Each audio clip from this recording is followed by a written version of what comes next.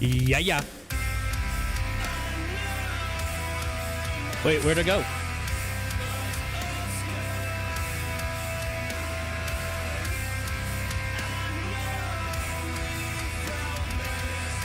It literally was just working. Heyo. All right. I thought it was the glasses for a second.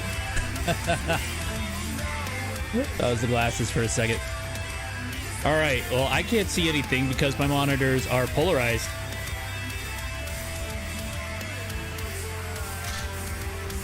Okay. Here we go. Microsoft Flight Simulator. Woo. Practice your basic handling skills and perfect straight and level flight under IFR before progressing to more complex procedures.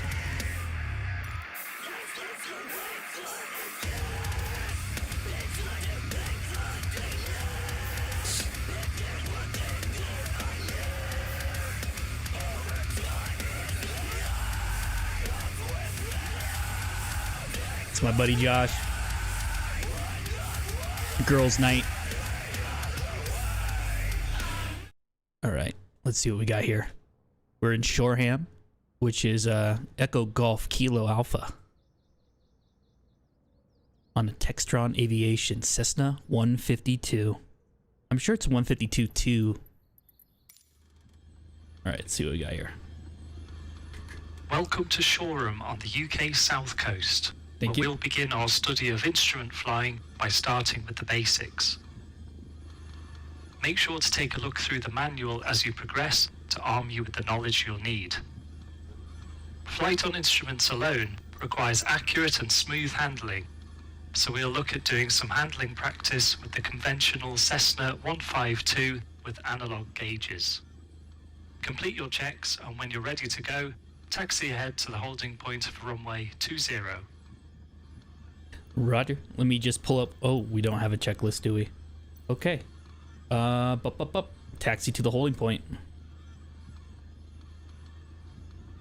Man, it's so different not doing this in VR. My guess is mouse. Yep. Okay. There we go. Could drag. Oh, okay. I see. The parking brake's stuck. There we go.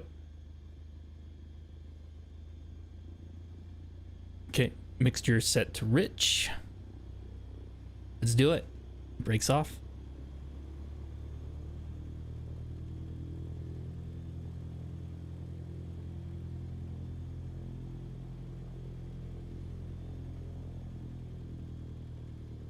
Oh man, I need this to be in VR like right now. Golf Foxtrot Sierra Alpha Charlie cleared line up and take off. I just can't stream this game in VR. Without it going to like head south, climbing to altitude 2,000 feet.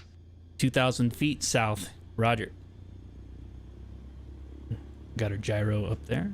Boom. Yeah, this game runs at like 3 frames per second in VR when you're doing a preview monitor. So you guys would see it at like 3 frames per second, where I would see it, you know, nice and smooth. Need to figure that one out. I'm sure there's a mod that'll just kind of project one eye that's native, kind of like what DCS does, but not right now.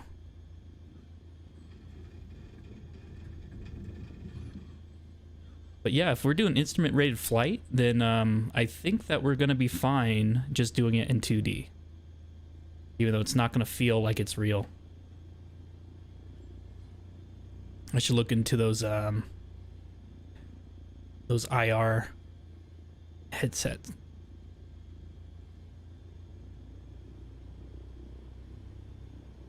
Or see if I can find a webcam app that'll do face tracking, or use my Kinect. I bet I could use a Kinect and then have that do head tracking. All right, so we got takeoff, climb to 2,000 feet. All right, lower flaps down. Full throttle, flaps, release brake.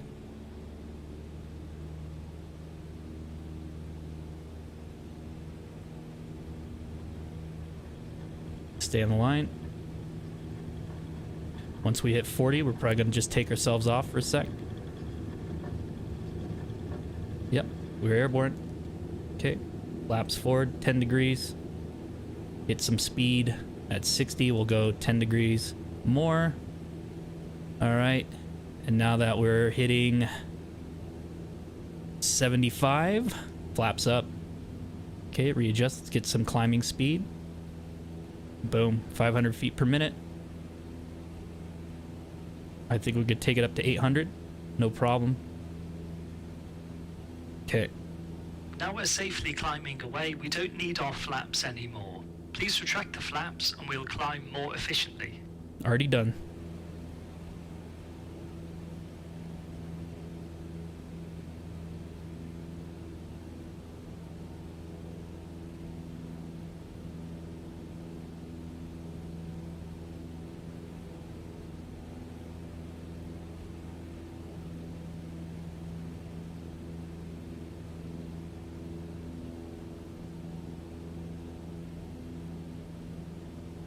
Okay, we're heading south.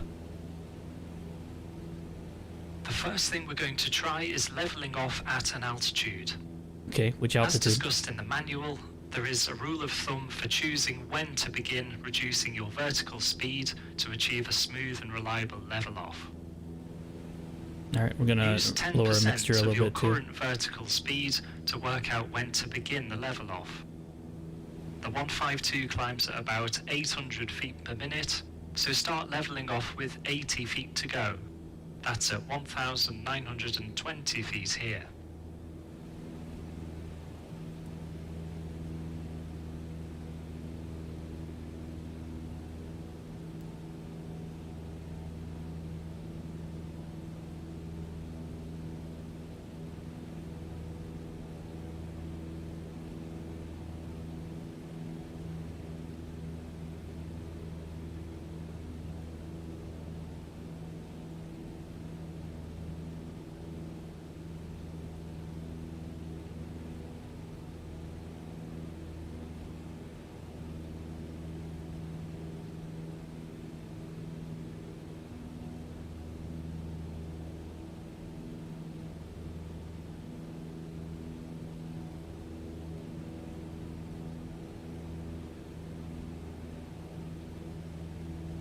All right, we're looking good.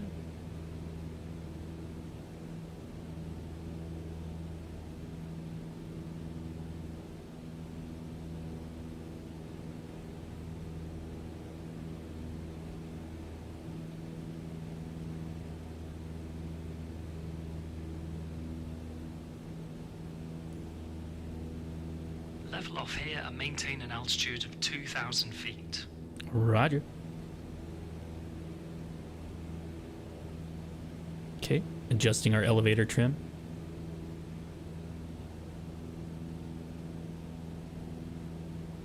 All of the turns you make flying IFR are to be made in the same way. This is a constant rate of turn of 3 degrees per second, called a rate 1 turn. To achieve this, use another rule of thumb. Take 10% of your airspeed and add 7. This figure is the target bank angle for a rate 1 turn. For example, if you're flying at 100 knots, 10% of 100 is 10, add 7 gives 17 degrees bank angle. Turning at rate 1, you'll perform a 180 after 1 minute and a 360 after 2 minutes. Try to make all your turns throughout your IFR flying at a rate 1 turn. Now turn left to a heading of 090 degrees. Left 090. Okay, and here we go.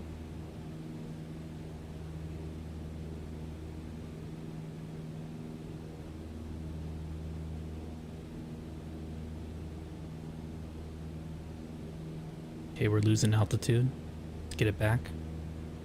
We're at 150. Going right into the sun.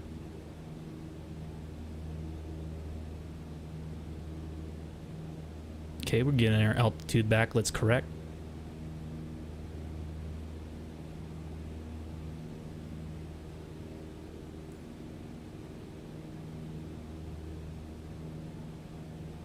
Okay, and there we go. Level off. Maintain 2,000 feet on heading 090 for a short while. Accelerate to a cruising speed of around 110 knots.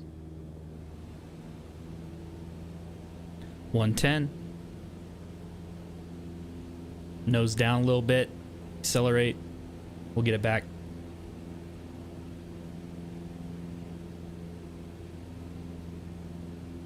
All right, we're at 108. Now we're at 110. We're not at 90 though, so I'll correct a little bit. There we go. We're climbing. Keep the nose down.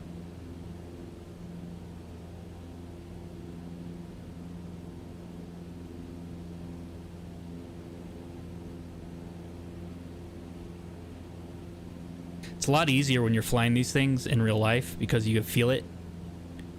You can feel yourself get faster. You can feel your nose go down.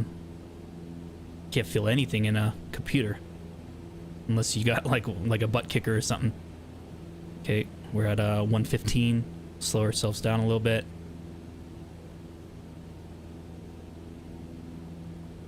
Just that elevator. Oh, geez. I'm going left again. Okay, and we are corrected. Now make a right-hand turn to heading 210 degrees, again at rate 1. 210, rate 1, roger.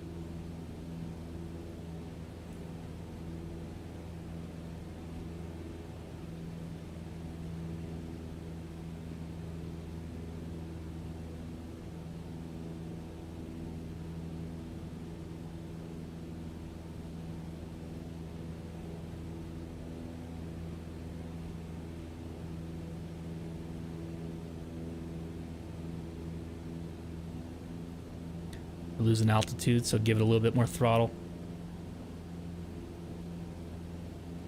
Remember, throttle for altitude, pitch for speed. All right, and we are 50 degrees off and correcting now. Good. Boom. Now 21. maintain heading 210 and altitude 2,000 feet.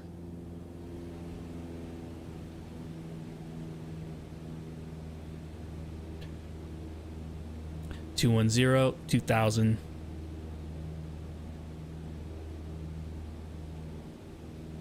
Let's get back up to 110.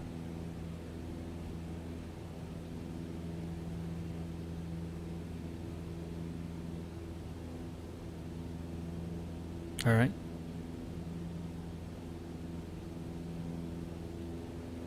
Little trim adjustment. Not too much. Still on the heading 210, climb to altitude 3,500 feet. 3,500. 210.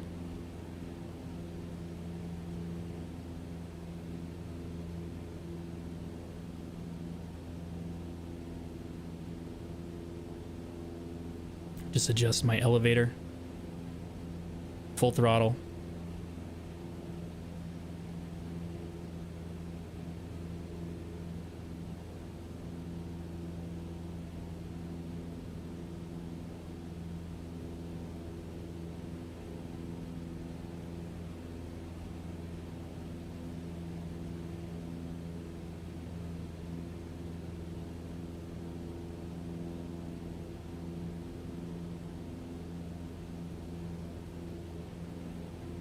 This was the tail number of the actual 152 that I used to fly, 6165 Mike, over at Ahart Aviation at KLVK. Back when I was 17 years old. Okay, that's correct. I did instrument flights for like 6 hours, and that was about it. Never got my instrument cert.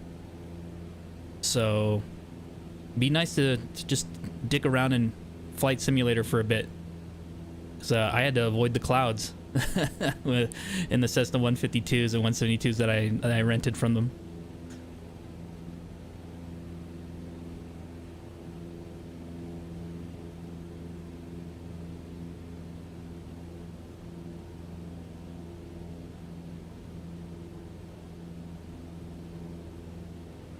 Okay, now we're out of the clouds. Physics are a little different. Wants to suck me back in. All right, we're at 3,000. Still at 2,100. Or 210, my bad. Okay. Just correct the rudder a little bit so we stop drifting.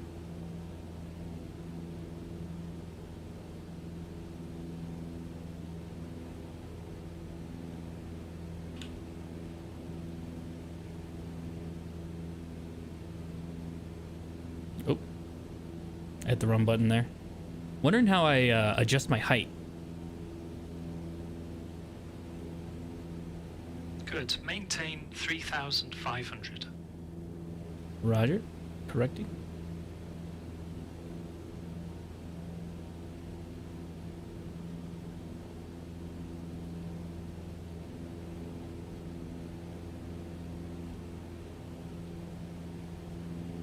Getting our airspeed back.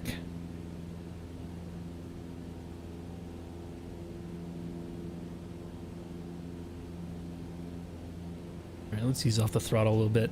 Just a little bit.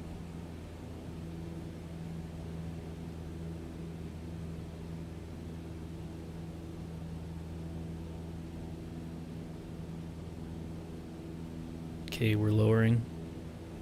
Too much. Recorrect to 2,100. Staying straight and level at 210. 3,500 feet. Slow down to 60 knots. Okay. Nose and throttle. 60 knots.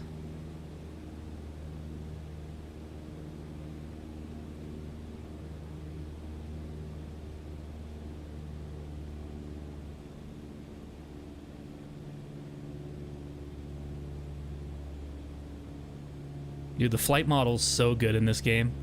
It's insane how accurate it is.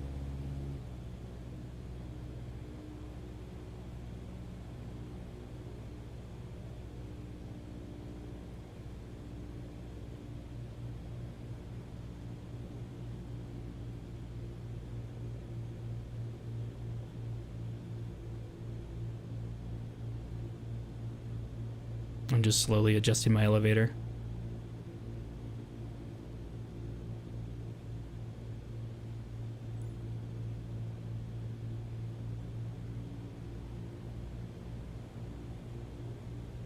Excellent. Now maintain straight and level flight with your speed and altitude.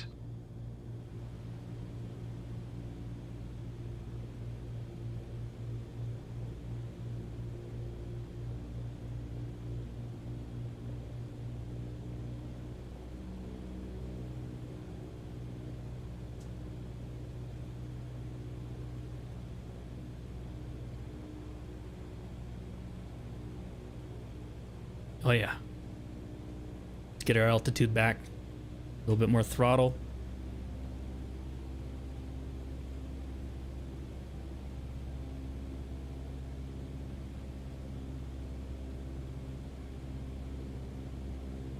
We'll get our altitude back in a minute.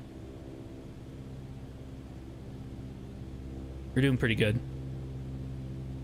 60 knots, 210, 3475. Now maintaining 60 knots, climb to altitude 4,500 feet.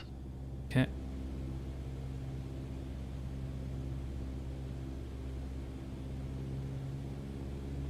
More throttle.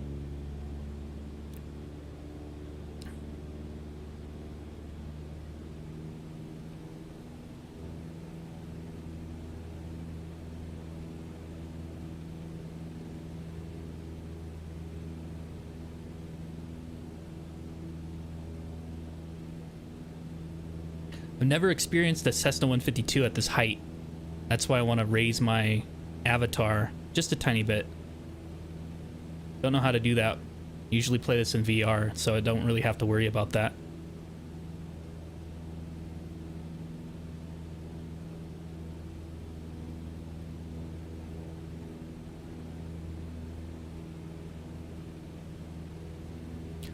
Yep, a lot of left and right adjustments.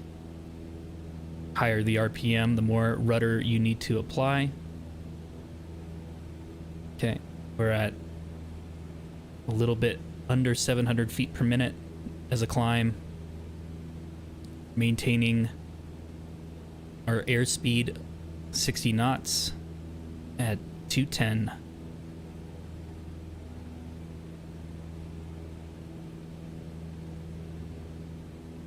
Good. Now maintain 4,500 feet and still a speed of 60 knots. Okay.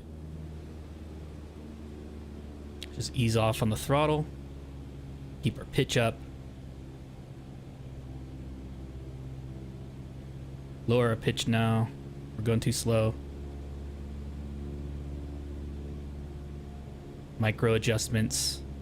Micro adjustments. Elevator trim.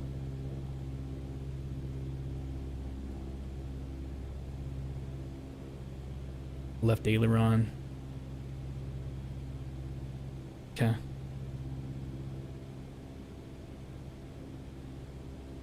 We're too high.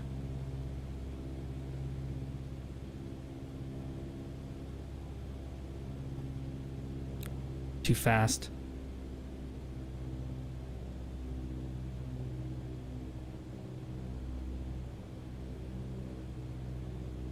Okay, next I want you to still maintain 4,500, turn left to heading 070 and accelerate to speed 100 knots.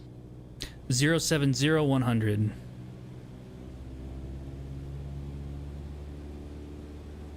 Rate 1.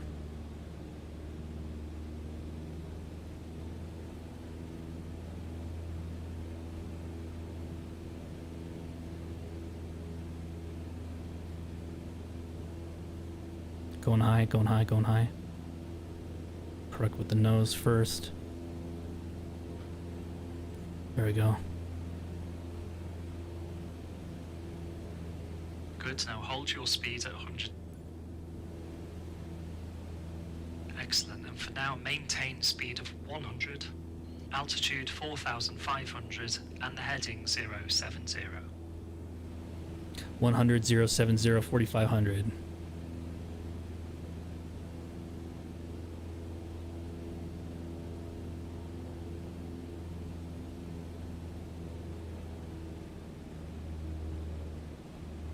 Woo! The elevator, man.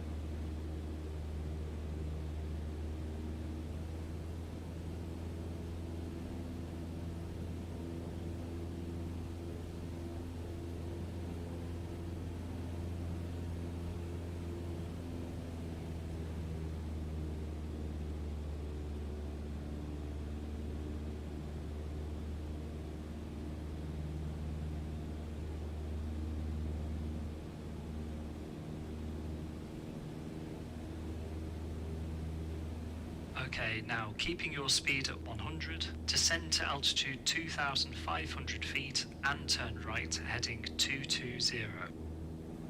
Okay. Turn right 220, descend 2500. Rate 1.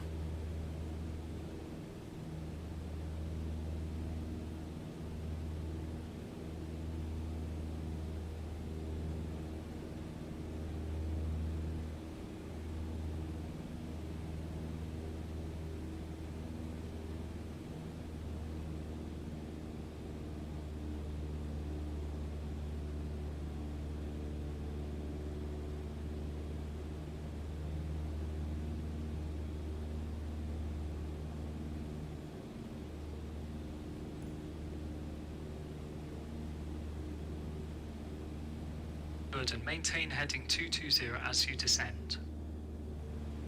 220.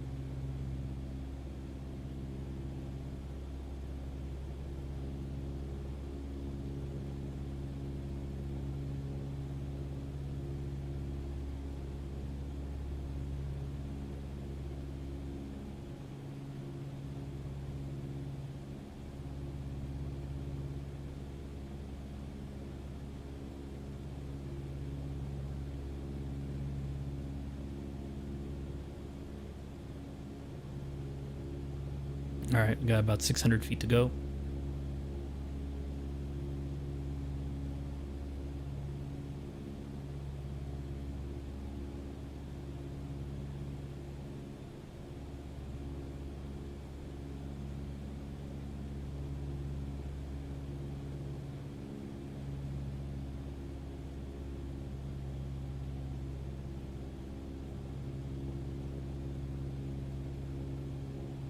Half fuel, oil's looking good.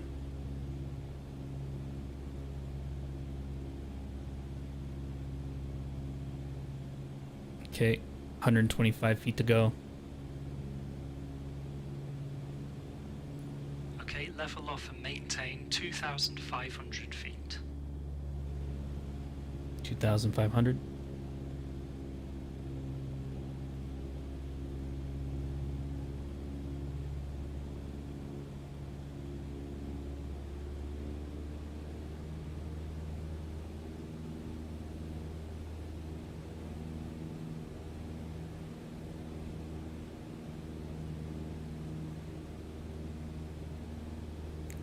Okay.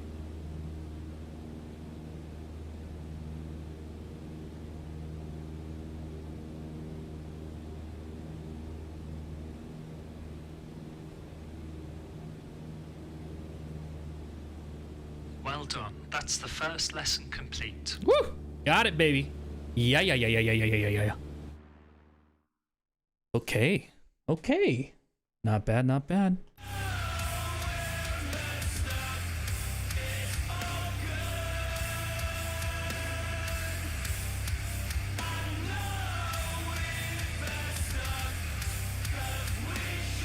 Okay.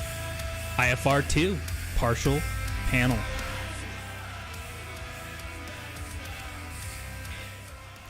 Know what to do when things go wrong. With a vacuum failure, you lose your primary heading and altitude instruments. Learn how to perform compass turns and work around your issue so you're ready for anything.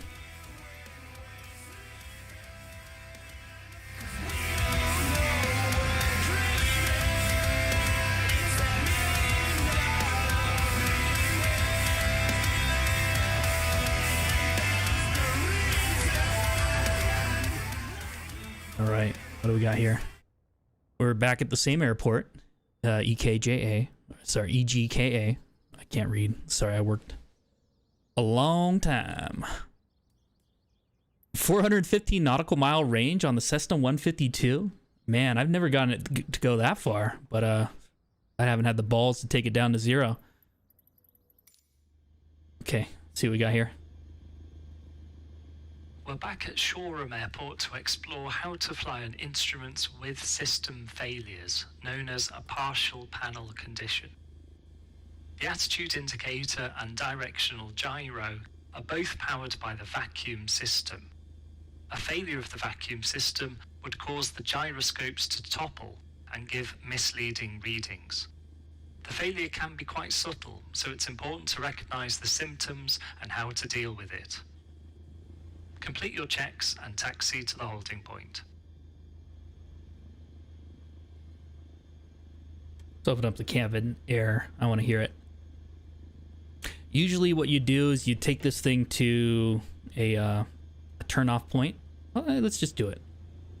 I don't have a checklist in front of me. I actually have it in the garage for this airplane. Yeah, it's sitting next to the Christmas trees. The ornament pile, basically. I got my my flight headset and checklists and logbooks and all that fun stuff. But what we would do is we go up to like a runoff point. Golf Foxtrot Sierra Alpha Charlie cleared for line up and takeoff. Runway 20. The wind is calm. Hold our brakes down. Take off and climb to altitude 2,000 feet.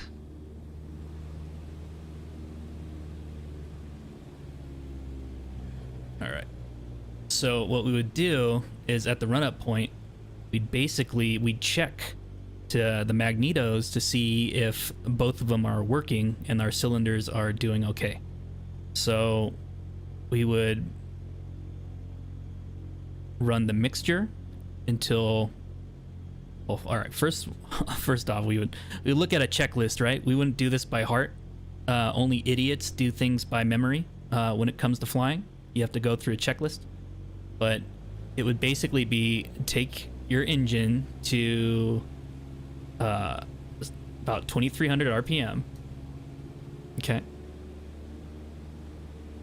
And as you're holding the brakes, you are going to pull the mixture to where it starts to lose about 50 RPM. Like that. Push it back in just a little bit.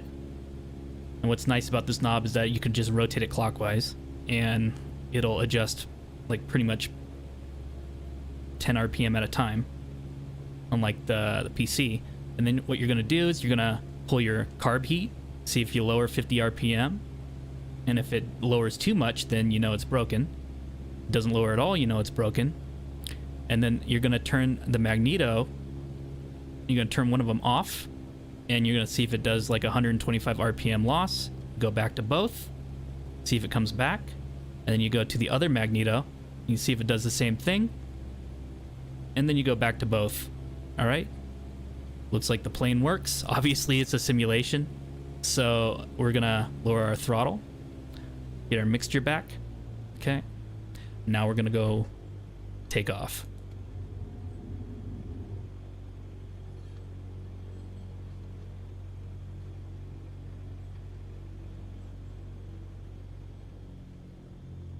All right, set our trim to take off. Looks like it already is. It's a little bit below that, so it'll take off just fine. I'm gonna raise it up so we get more airspeed before we lift off. You usually get all the weather information from the ATIS recording. And you have to do that before the tower gives you permission to take off. If there is a tower on these municipals.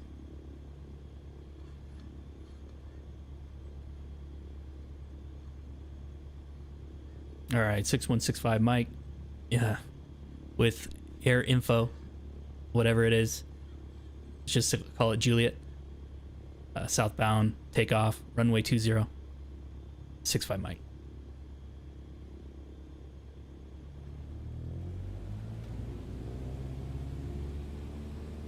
Okay, and release.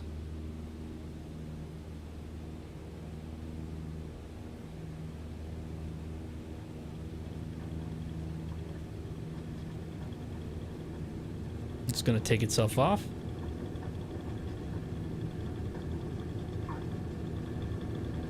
Okay. Adjust elevator. Get our airspeed. We're at 60 already. We can go to 20 degrees flaps. All right, we're at 65. Still working on it. Let's climb, let's climb, let's climb. There we go. And we're at 10 degrees flaps. Let's climb some more. Let's hold that 75 to 70 knots. There we go. All right. Boom. Flaps all the way up. Get our airspeed. Let's go southbound.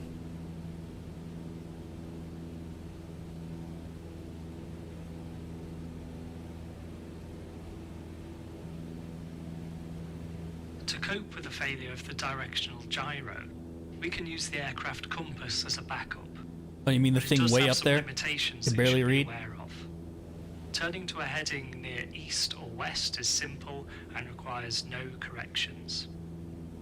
However, turning to a northerly or southerly heading introduces compass indication errors that need to be accounted for. When turning to a heading near south, you will need to overshoot your target heading by about 30 degrees. This means that whilst turning to your desired heading, you will need to watch the compass and keep the turn going beyond the heading you wish to roll out on. Upon levelling the wings, the compass will correct itself and display your actual heading. Turning to a heading near north, you will need to undershoot, so stop your turn once reaching about 30 degrees before your target heading. Overshoot south, undershoot north, remembered as O Sun. Oh, sun.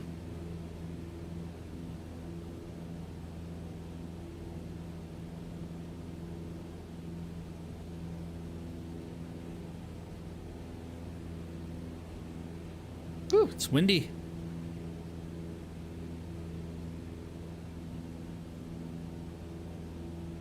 All right, we're at 1500. I could barely read that compass. We gotta raise that gamma up so you guys can read it too. General options, graphics.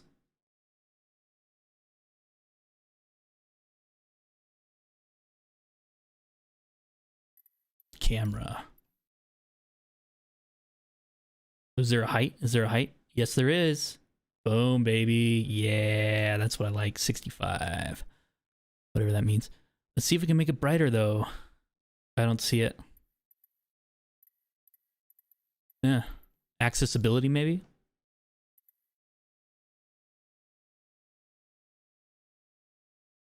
Nope. Let's look for brightness. Nope. How about gamma? Nope. You're kidding, right? This game doesn't have a gamma? Experimental? No. Are you telling me this game made by Microsoft has no brightness controls?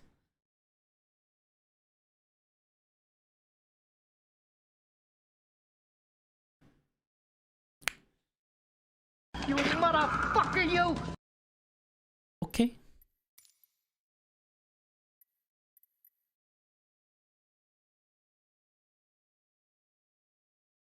They're serious.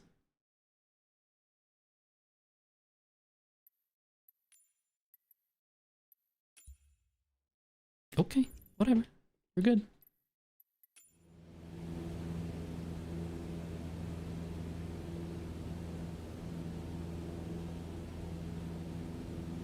All right, I see it saying south. Got 300 feet till 2000.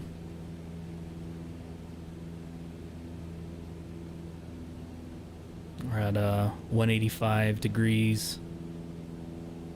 Level off and maintain an altitude of 2,000 feet.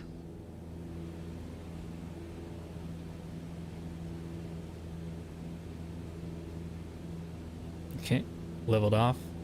Adjust the elevator a little bit. Nope, nope, too much. Okay, lower the throttle. Hit that mixture.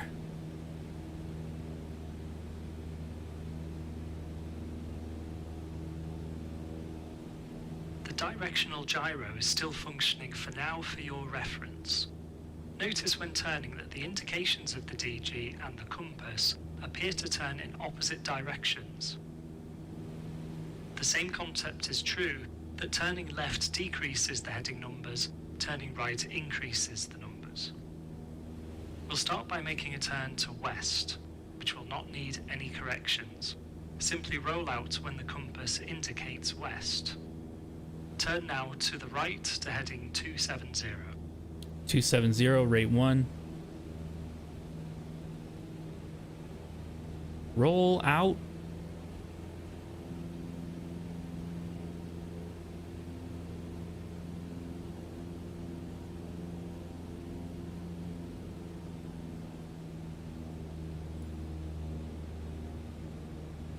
Roll out on heading 270 and see that the compass does not require any corrections. Oh, we didn't overshot it just a little bit.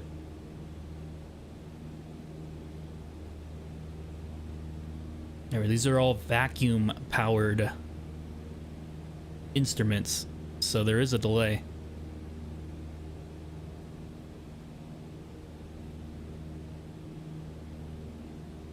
Now we'll make a left-hand turn to south, heading 180. So overshoot south by around 30 degrees.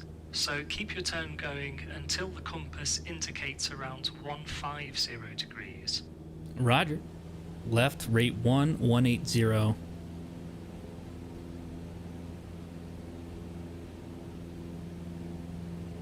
Okay, we're looking at the compass on top.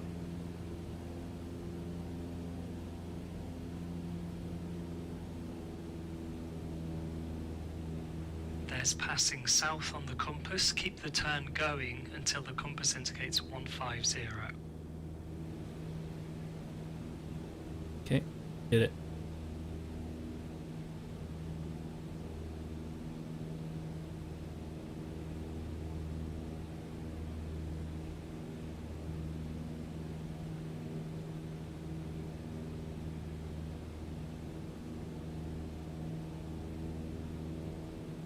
The directional gyro is now deactivated, so can no longer be used. Roger. The heading reference from now on is only on the compass. I think that's pretty much invisible right now. Just black.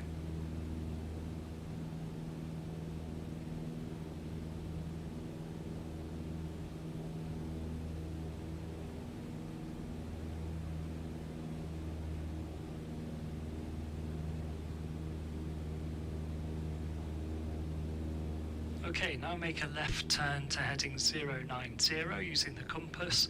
Again, as it's east, it will require no compass corrections. 090.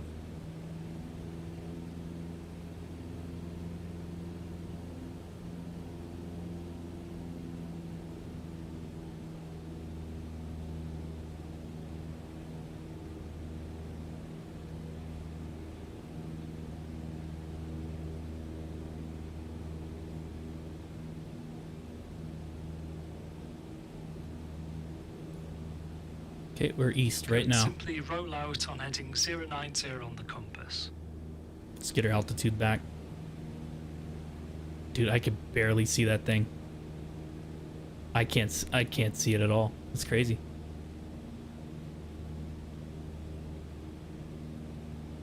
Should turn my HDR on. Next, Then we'll I wouldn't make be a able to compass stream. Turn to north. Remember to overshoot south and undershoot north. So undershoot the heading on the compass by about 30 degrees. So when you see 030 indicated, start your rollout. Roger. Turn left to 360. So 030.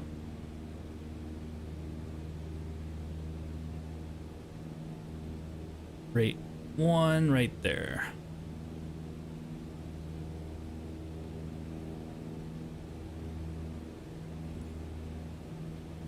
There we go. Here comes 030, so begin rolling out.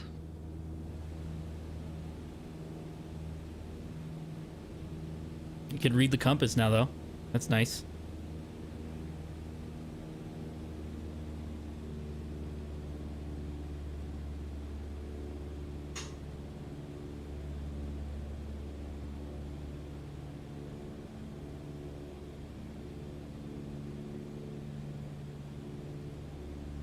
Now make a left-hand turn all the way to south, heading 180.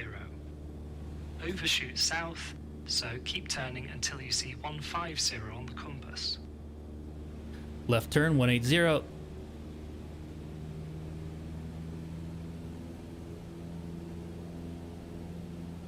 right, we're north. 330.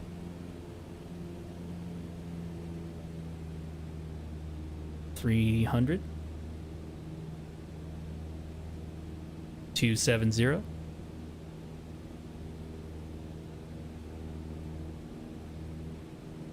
240.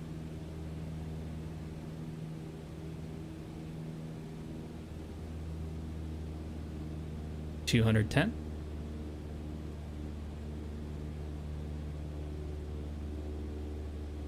We are 180. And here comes 150, 3, 2, Good, and there's an 1. indicated 150, so start rolling out. All right, we are south.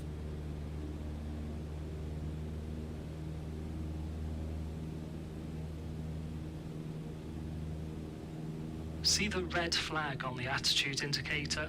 Yep. This indicates a vacuum failure, so the attitude indicator can no longer be relied on. Use the turn coordinator to check for wings level, and use the VSI for level flight.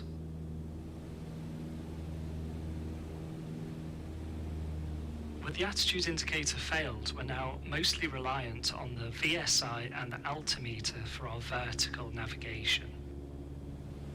Remember the 10% vertical speed rule of thumb to help you level off smoothly. Again, that's if you're climbing at an example of 500 feet per minute, begin your level off with 50 feet to go. Gotta lower altitude real quick. We gotta correct.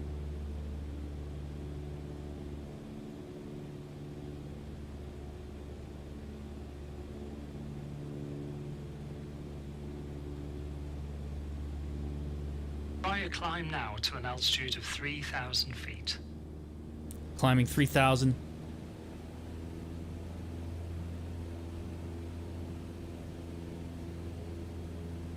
Maintaining south.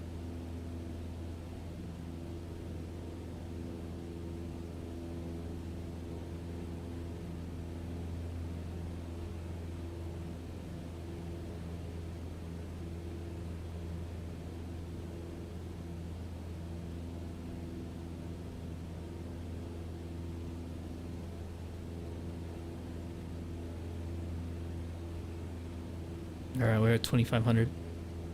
Let's climb a little faster. This is where the flight instructor would start getting impatient with you.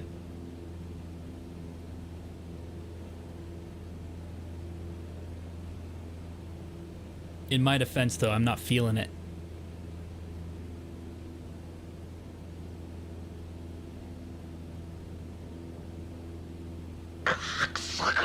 Hey. Not paying you to chat. Give me a break there, Woo. Cocksucker! San Francisco! Ah, Christ, Woo. You're one hell of a flight instructor, though. Okay, we're 100 feet away. Level off and maintain 3,000 feet.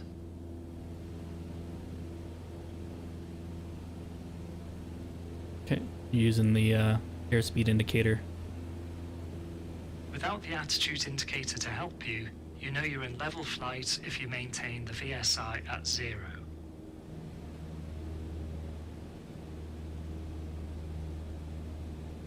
That's the vertical speed indicator. Sitting underneath my altimeter.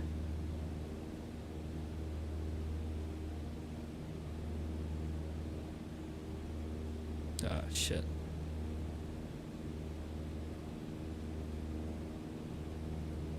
There we go, there we go.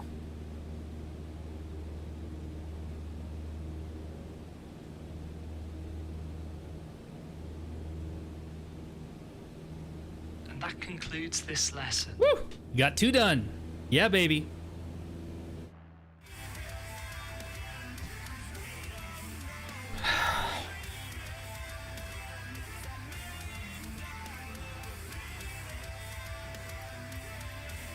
All right, so now we're going to be doing IFR, VOR, NDB. How come the video is all black? You're probably watching it on Twitch, and Twitch is not happy right now with the bitrate. Why don't you hop over on YouTube? Hoo-hoo. I'm using Restream right now, and it's a hit or miss.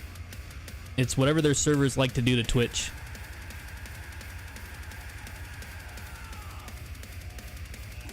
KK. Yep, sorry about that. Here. youtube.com/NatendoSwitch or ratemybathwater.com. Those both lead to my YouTube. Yeah.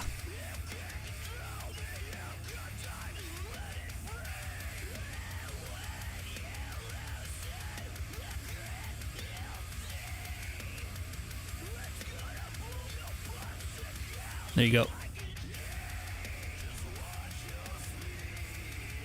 All right, what do we got? Get to grips with the fundamentals of instrument flight rated flight by discovering how to operate and understand the ADF, OBS, VORs, that's the variable omnidirectional radios, and the NDBs with a conventional set of instruments. Yeehaw.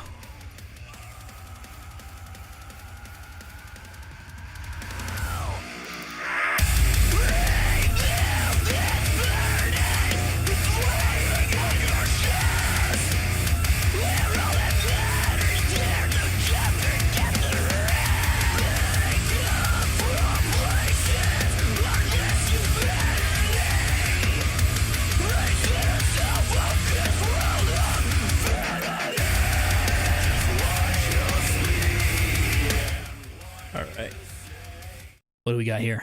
All right, so we're at the same airport as before. We'll begin to get to grips with tracking to and from navigation aids. There are two primary types of radio beacon, VORs and NDBs.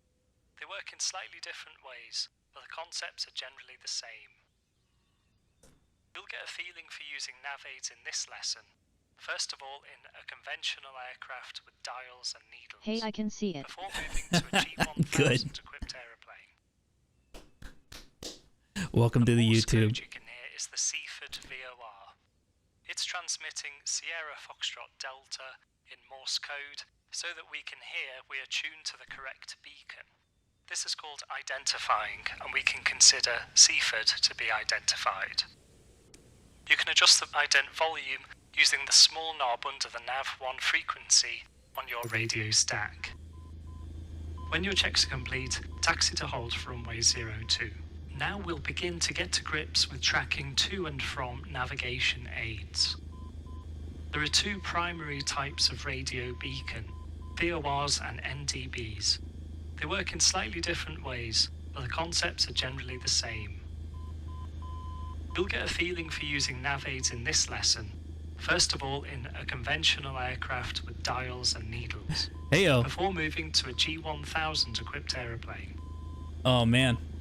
If you made your Morse subs- code you can hear is the Seaford VOR. It's See, transmitting it's all a ploy Sierra there. Foxtrot Delta It's all a ploy to get in you to Morse subscribe to my code YouTube. so that we can hear we are tuned to the correct beacon. This is called identifying, and we can consider Seaford to be identified. You can adjust the ident volume using the small knob under the nav1 frequency on your radio stack. When your checks are complete, taxi to hold for runway 02.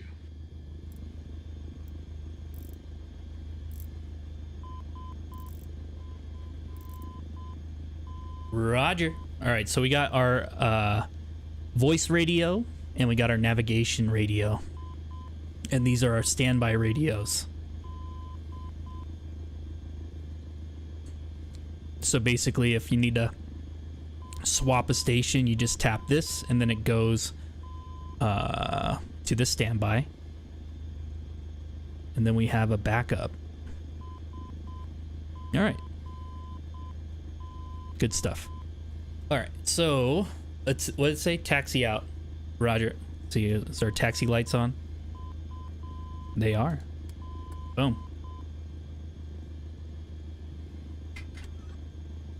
Taxi to the holding point.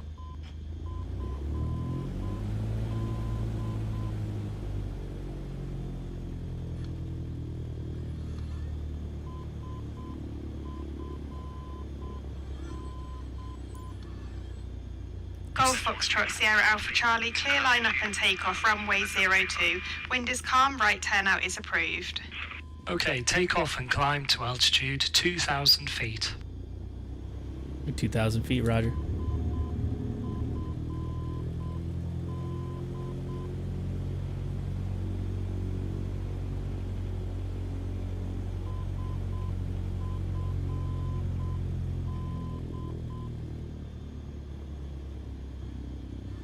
Ooh, that's a sharp turn. Look at that.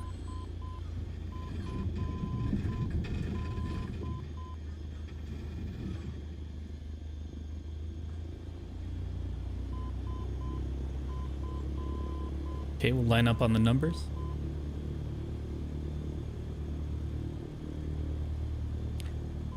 You guys hear that gyro in the background?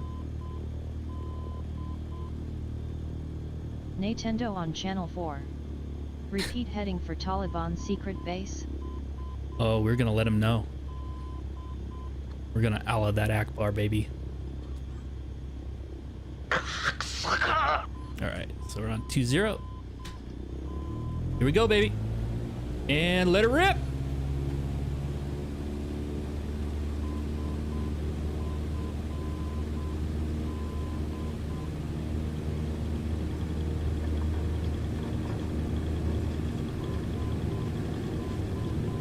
Alright, we're at takeoff speed.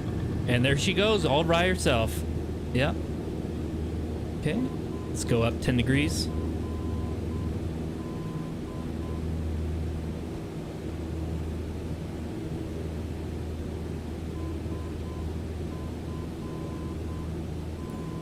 We're climbing, baby.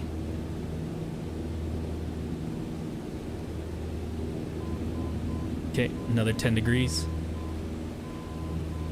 All right, let's turn off our taxi light and our landing light.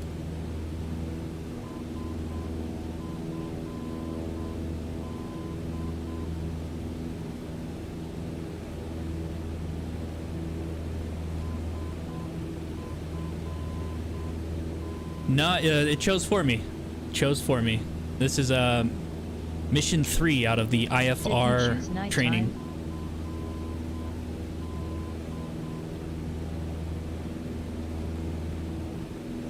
So these are scenarios that are set up by the developers of this training session. But it might as well be nighttime because we're just doing instrument rated flight. Now start a right turn to heading 090. 090, rate 1.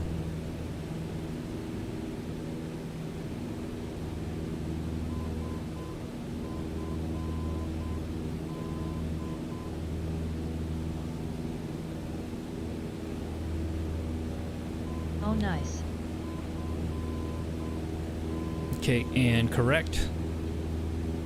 Level out. Heading right towards the sun, which We'll sets begin in the our east. discussion of nav aids with the NDB. A non-directional beacon is a common nav aid of high accuracy but limited range. It's displayed on the automatic direction finding instrument, the ADF, located at the right side of this cockpit, That's with this a guy yellow right here. needle at its center. Below the ADF dial is the ADF radio, which is tuned to the Shoreham NDB. The yellow needle always points directly to the NDB. If you want to fly directly to an NDB, simply turn to point the ADF needle straight upwards. This is called homing. To discover your position relative to the NDB, turn the ADF card so that the card matches your directional gyro instrument, essentially putting your current heading at the top. Whichever bearing the needle points to is the heading you should fly to go to the beacon. The tail of the needle indicates your current direction from the beacon, known as your radial.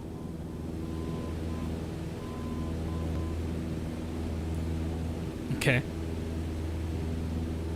We are correcting to 2000. Get a little airspeed.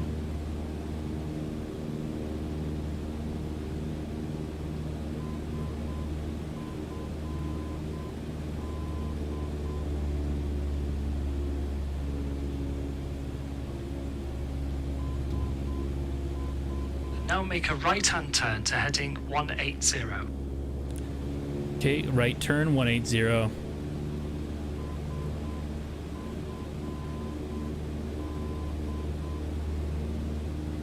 Man, that sunset looks nice.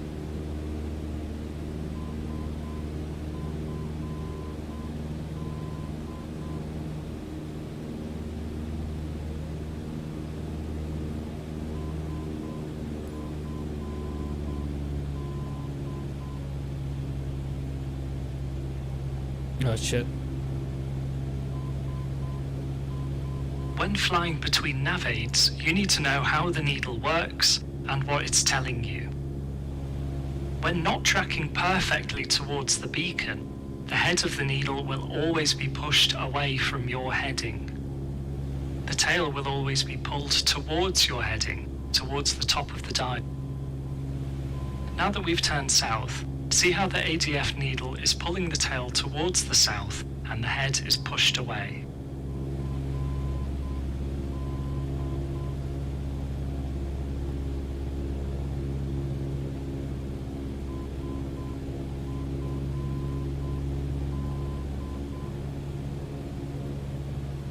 I see it.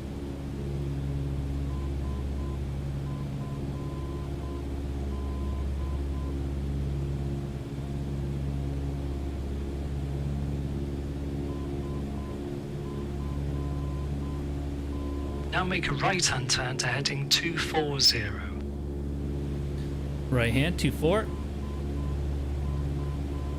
Rate 1.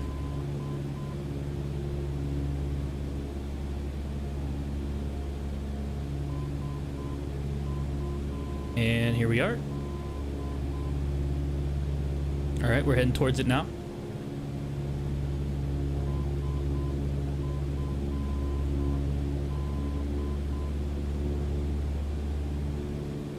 Flying on this heading of 240 will demonstrate how the head of the needle is pushed away from your heading. That's what she said.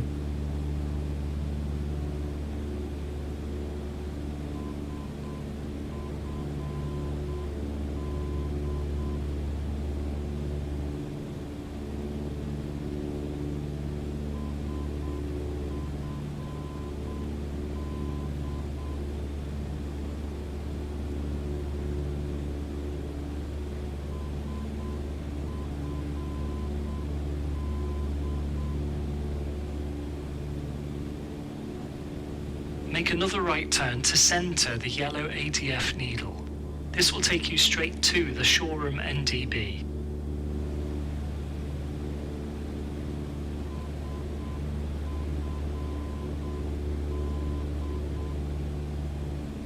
Right turn, centering ADF needle. Rate 1. We're going to leave showroom NDB on the 030 radial, meaning a direction of 030 from the beacon.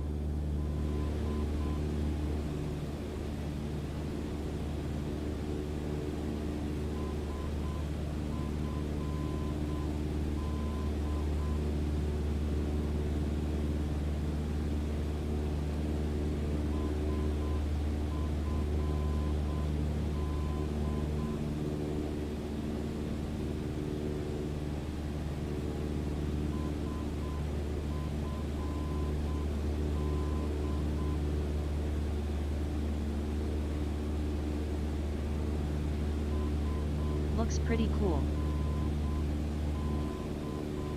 Thank you, thank you. All right, well, we'll do 030. Boom.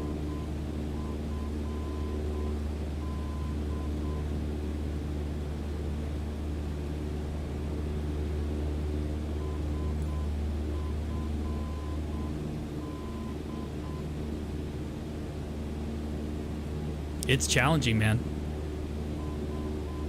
It's fun. Now we're reaching the NDB, start a rate 1 turn to the right to heading 030. You'll see the ADF needle move quickly as we're close to the beacon, but don't chase the needle, just ensure an accurate turn to heading 030. 030, rate 1.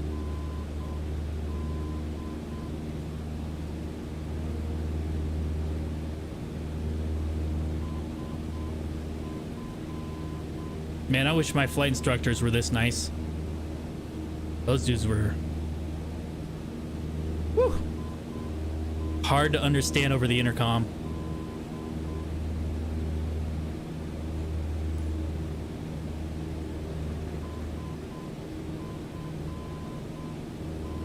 Okay, flew over it. Once accurately established on heading 030, look at the ADF needle. The It's tail of behind the me. needle will be pulling towards your heading. If the tail is over to the left of center, fly to the right of 030 to pull it over. If the tail is to the right, fly to the left of 030 to pull it that way. There are two main ways to accurately place yourself on the radial you want to fly. Either adjust the ADF heading card to set your current heading and pull the tail towards the radial you want, or you can use your imagination to superimpose the ADF needle on your heading indicator. Whichever way works for you is fine. You'll see this is taken care of for you with the glass cockpit aircraft. Intercept Imagination. and follow the 030 radial for a short while. Imagination. Imagination.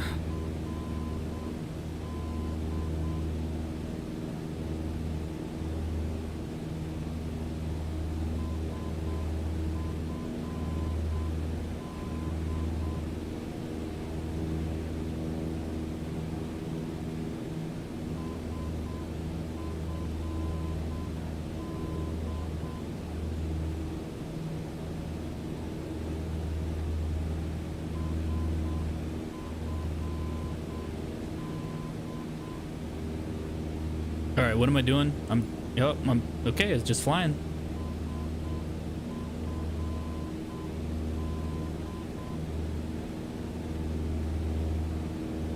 Now let's look at VOR tracking. A very high frequency omnidirectional range, VOR, is another type of radio beacon, but has greater range and accuracy than an NDB. It also allows the selecting of a desired radial on your instruments to give a deviation indication, which makes tracking easier. In a conventional aircraft, we use the OBS instrument. The omni-bearing selector has a knob to select the radial you wish to follow. To find a direct course to the VOR, turn the OBS knob until you see a 2 indication and the needle is centered. The course you set to achieve this is the direction you would need to fly at that moment to track directly to the VOR. Try this now. Center the vertical OBS needle with a 2 indication. It should be around 130. Once you've centered the OBS with a course to fly, turn right onto that course to track directly to Seaford VOR.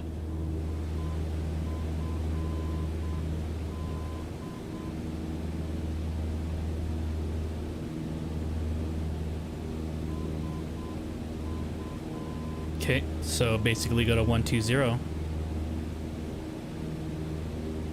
It's about like 140.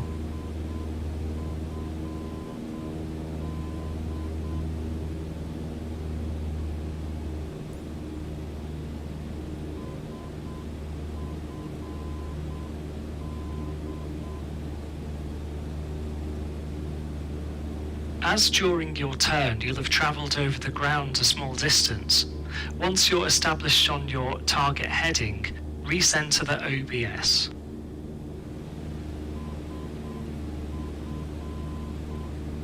Okay.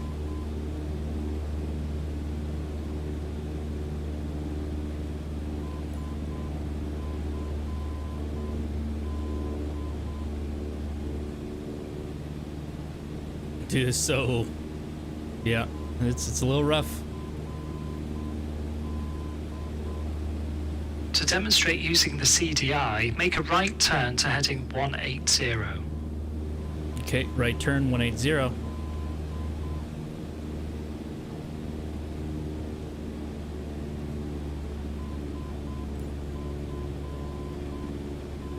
Roll out on heading 180 and watch the CDI bar.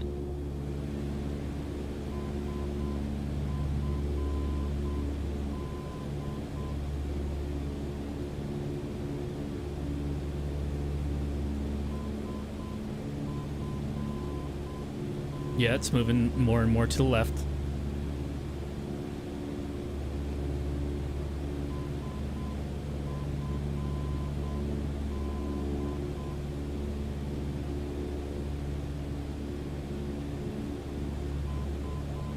Too sharp of turn. Your right wing has snapped off. LOL. You can't snap a snista. It's not like a Now you Beechcraft can see doing that a flying baby to the reveal. right of your course makes the needle move left, indicating that you should fly to the left to regain your course. Yep.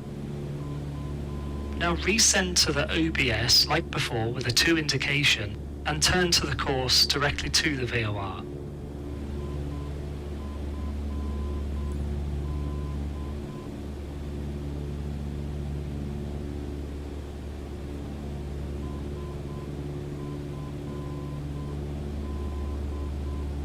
Oh shit.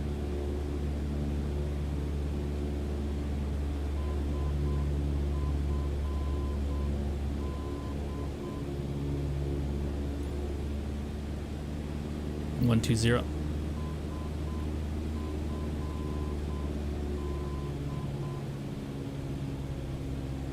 Now that you've seen how to find a direct course to a VOR by centering the OBS, let's look at how to select and intercept a particular radial. Let's say we want to approach Seaford VOR from the 310 radial. Remember that a radial is always a direction from a beacon, but this time we want to fly towards it, so we use what's called the reciprocal. This is the opposite direction, 180 degrees different to the radial. To fly to the VOR down the 310 radial, we'd select a reciprocal course of 130. Set the OBS now to course 130 with a 2 indication.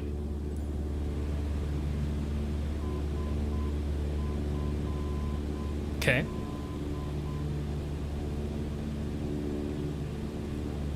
You'll see that the CDI goes off to the left, meaning we need to fly to the left to capture the 130 course.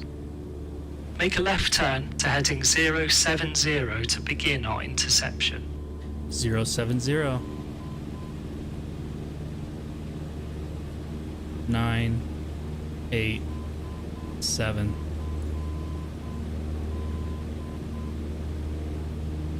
Christ. Flying on our intercept heading, you should start to see the CDI bar returning to center.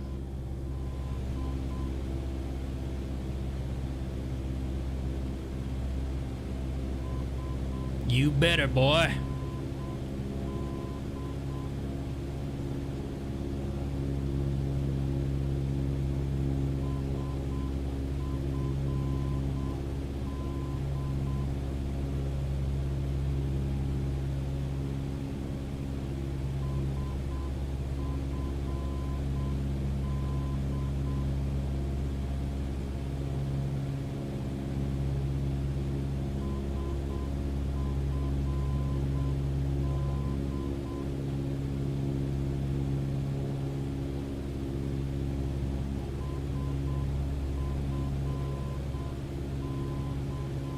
Alright, correct.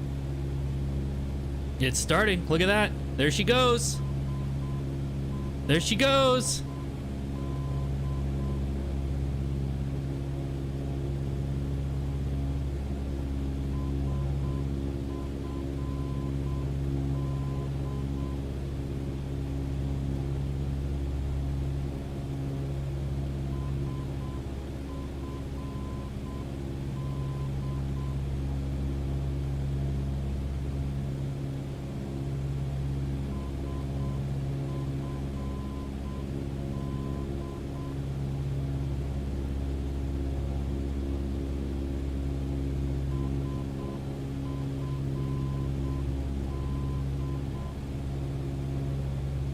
Oh, baby, you can do it.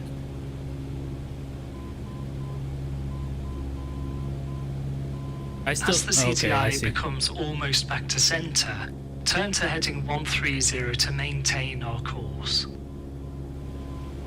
Okay.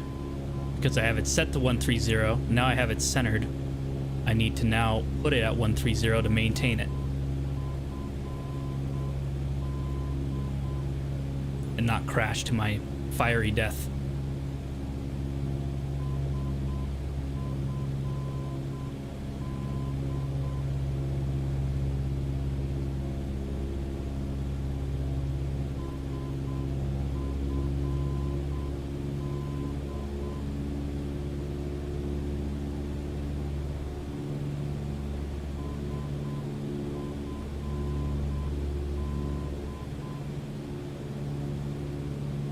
We've selected and flown a radial to a VOR. Once we reach Seaford, we're going to try leaving on another radial. As you get closer to the VOR, I'll ask you to set your outbound radial, which will be 180. As we'll be flying from the VOR on the 180 radial, 180 is what we would set in the OBS. But for now, keep tracking to Seaford.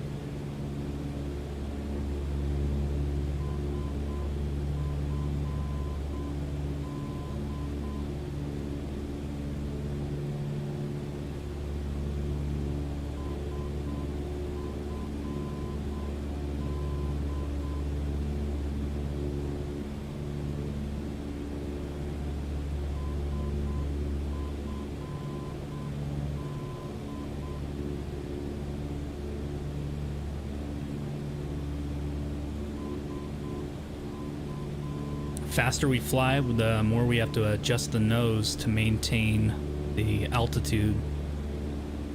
We gotta pitch it down further and further.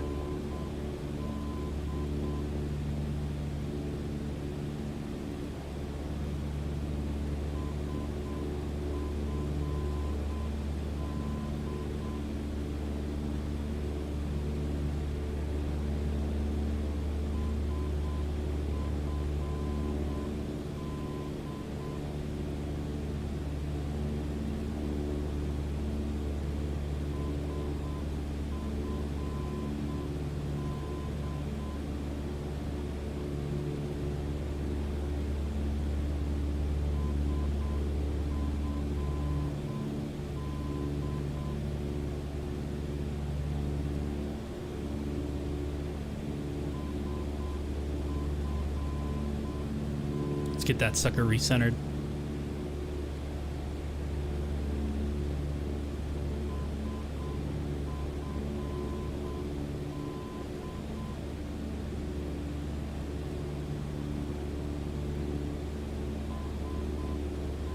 There we go.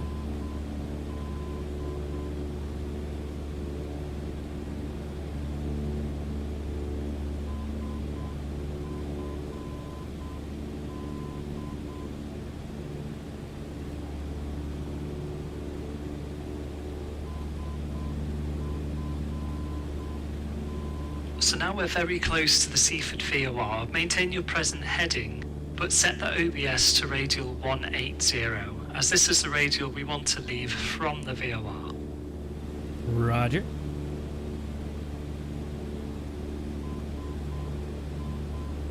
Done.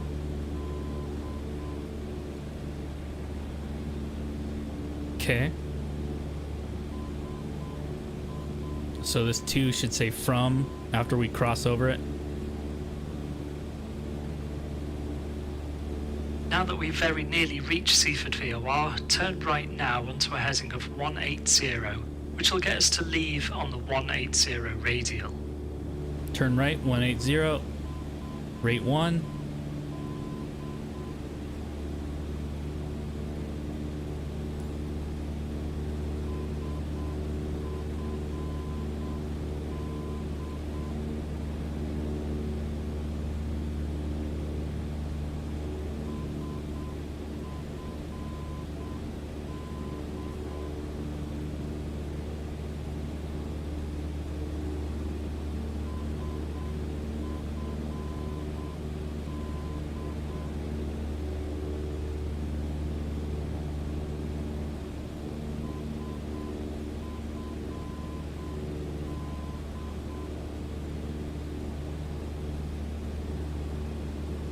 Yep, now it says from.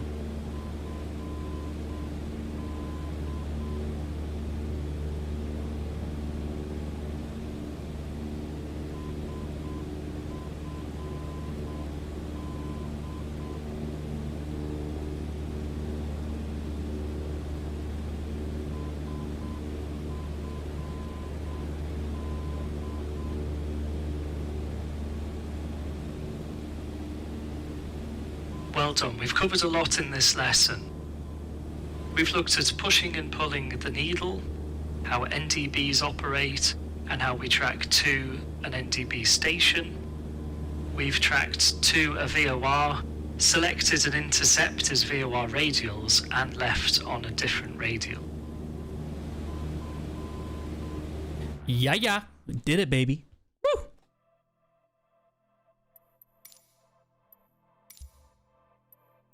Training menu.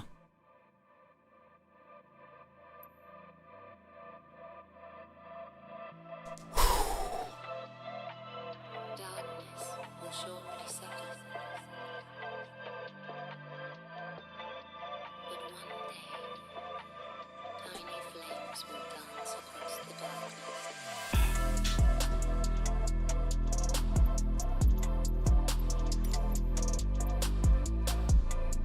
All right, we did 1, 2, and 3 so far. Looks like we're getting to the glass cockpits.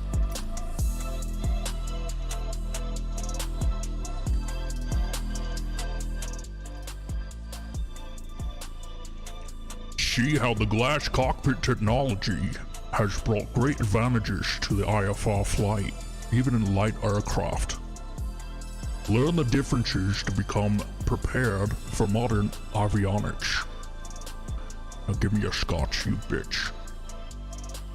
Cocksucker, San Francisco.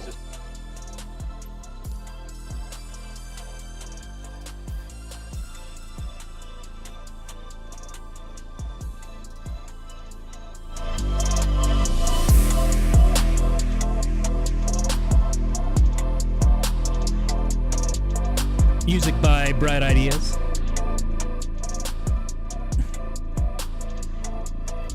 We're at Shoreham again. Echo Golf. Okay. We're in a 172, a Skyhawk with the Garmin 1000 glass cockpit. Yeah. Echo Golf Kilo Alpha. Echo Golf Kilo Alpha. Echo Golf Kilo Alpha. Echo Golf Kilo Alpha. Yeah. All right. Modern aircraft are typically fitted with more advanced avionics than what we saw in the Cessna 152.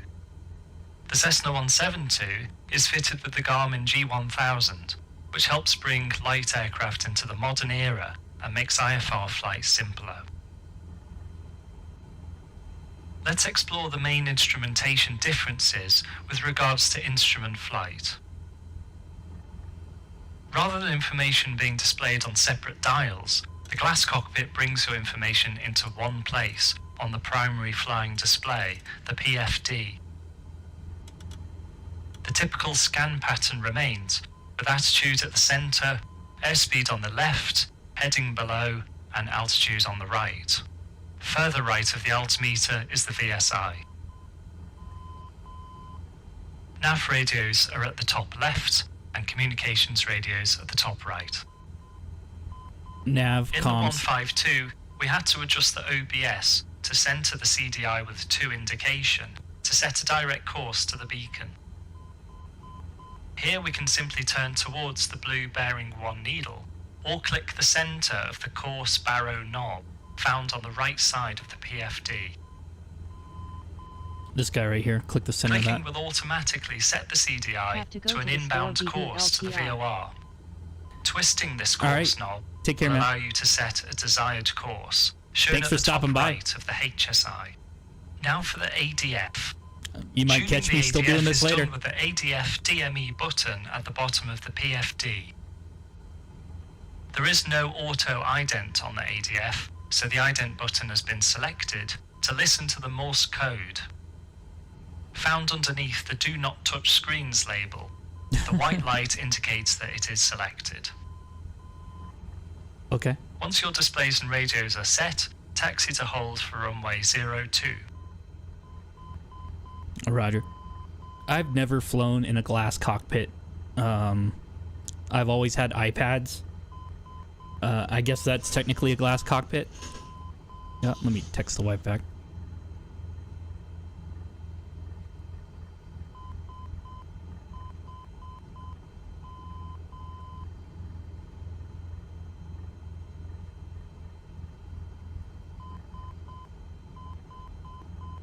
Yeah, we use these apps that would just basically have all this stuff on us, on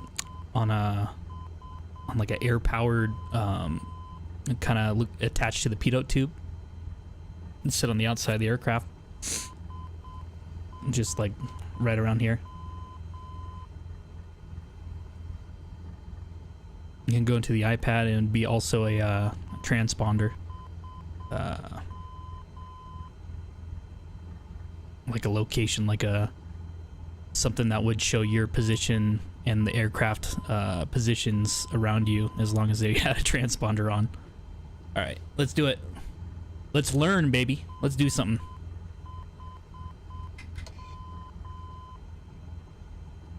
Okay, brakes.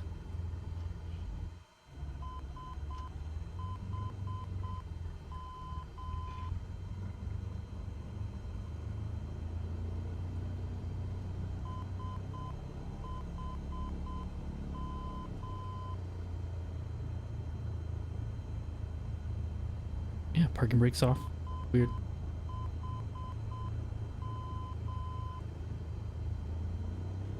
Come on, let's move. There we go.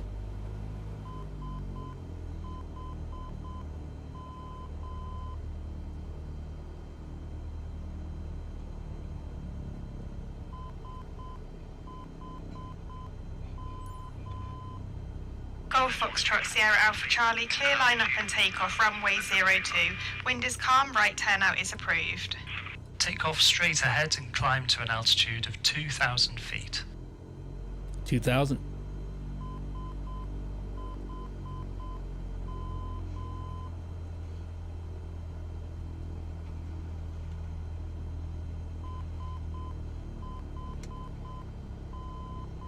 This is gonna be my final mission. Wife's coming home soon.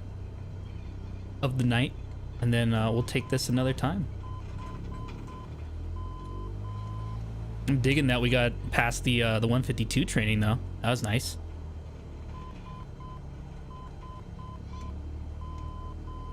Just to be very clear, guys, I'm a VFR pilot only. So it's pretty cool seeing all this IFR.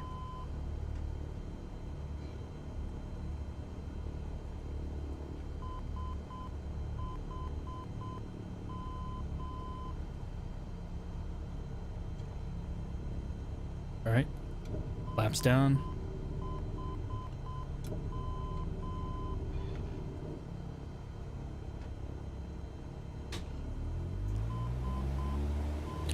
And release. Wow, this engine's way better.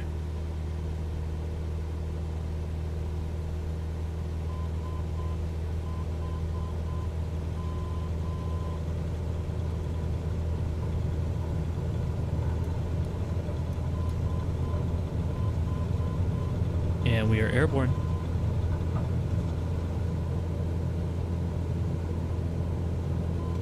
Flaps up 10 degrees.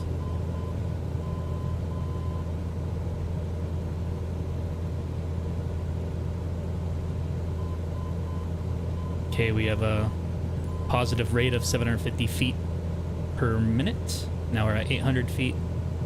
I am going to raise the flaps another 10 degrees.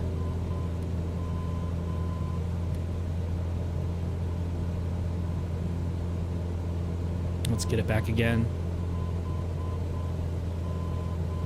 We're at 1,250 feet, 1,200 feet per minute.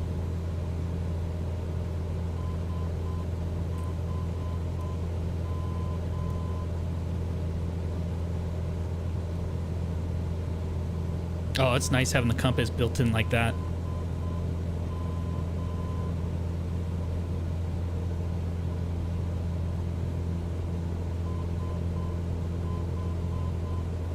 And now Start making a right turn to heading 090. 090, roger. Rate 1.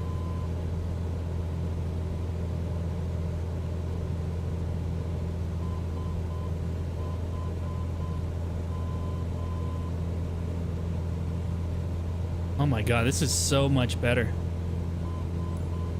This is crazy how much better a glass cockpit is. No wonder why people spend $20,000 buying this setup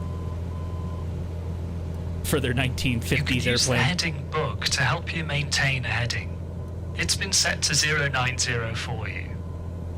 For future turns, use the heading knob found at the left side of the PFD to set your desired heading.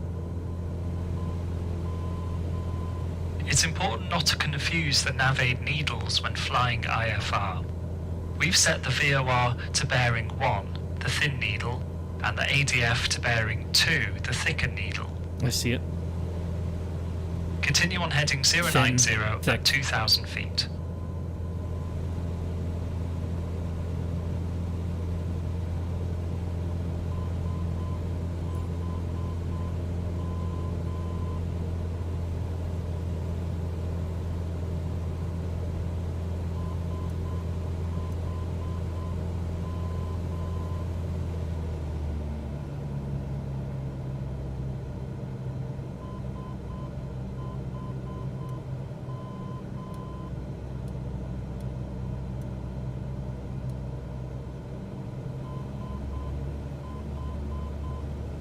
Now please make a right-hand turn to heading 180.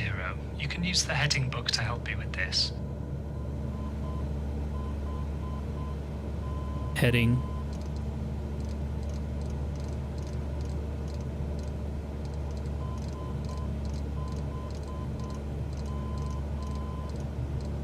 $180.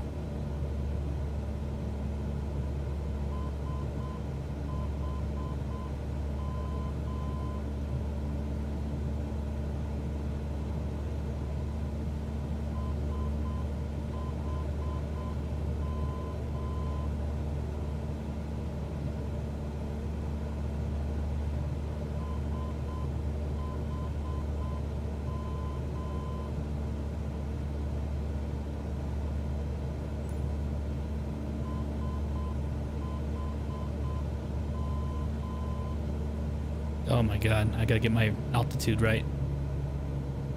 Now we're established on a heading of south, see that the bearing 2 needle's tail is being pulled around just like it was on the Cessna 152's yellow ADF.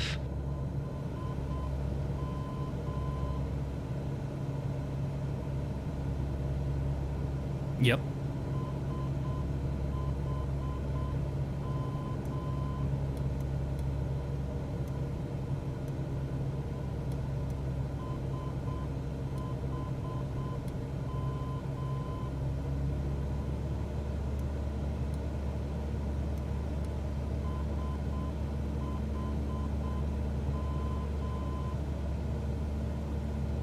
Bearing 2 is the green arrow.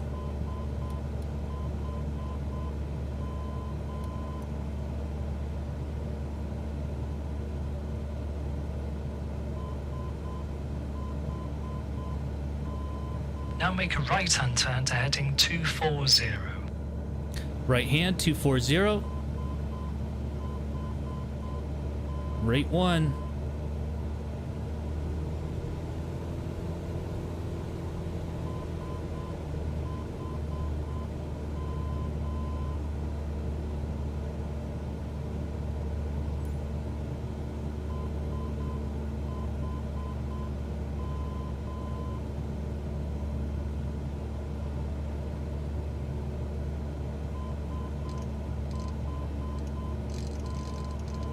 Flying on this heading of 240 will demonstrate how the head of the needle is pushed away from your heading. Okay.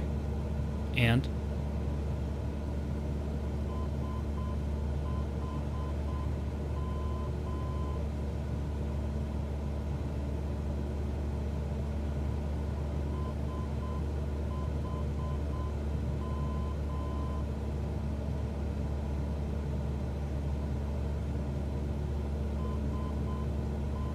Now make another right-hand turn directly to the showroom NDB.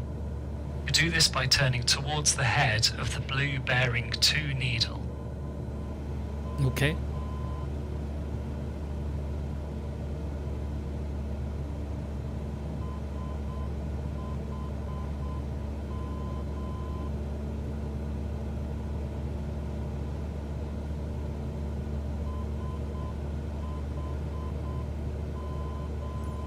We're going to be leaving Shoreham again on a radial of 030.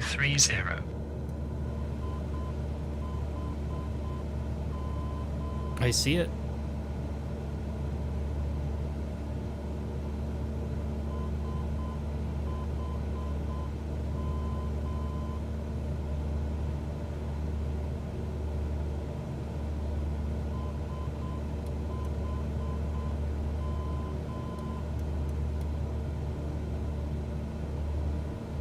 Cocksucker! San Francisco! Oh man, scared the shit out of me there, Mr. Cold Smooth. We're on our final mission of the day. How you doing, buddy?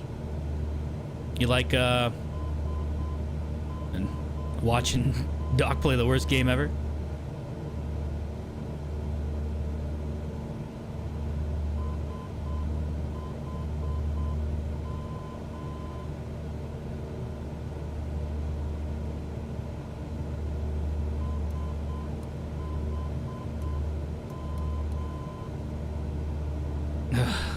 Man, he got so demotivated, demoralized. Yeah, that Ed. You can't say sucked on here. The fuck? Now we're reaching the NDB. Start a rate 1 turn to the right to heading 030.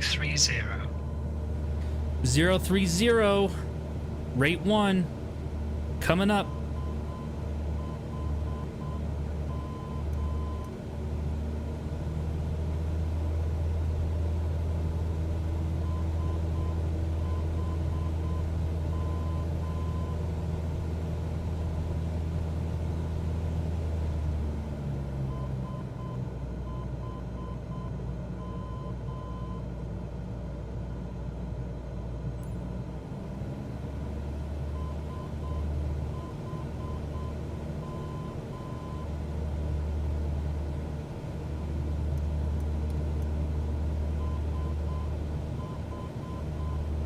Woo!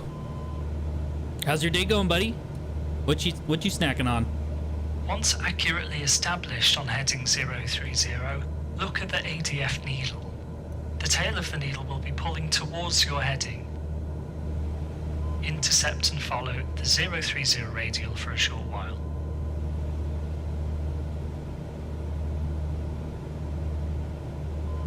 Yep, we're looking at it. It's coming.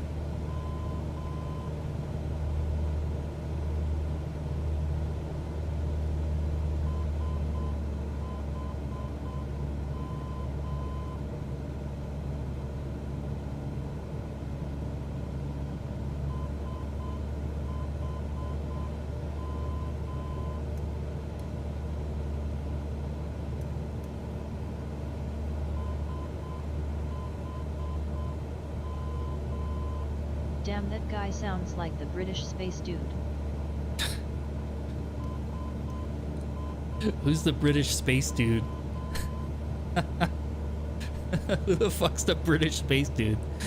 Brian Cox. Oh, fuck, dude. Ursula, I'm naked. I believe that when my shit turns purple and tastes like rainbow sherbet. Is that how I sound?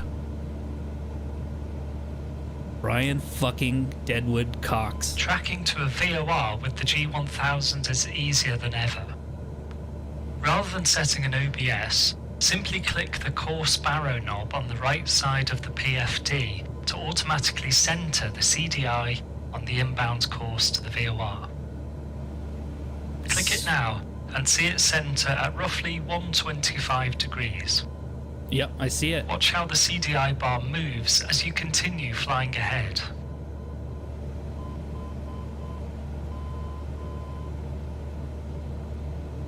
That guy was great in Super Troopers. He's great in everything. Red. That's the Russian.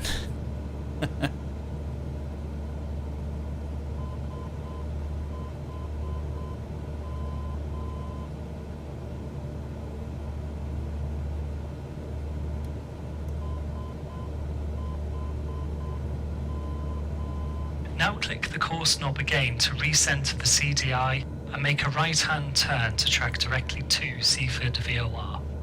Roger. Wait, we're talking about different people.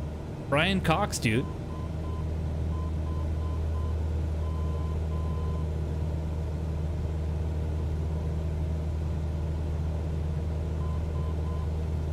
Yeah, isn't he the police chief in Super Troopers?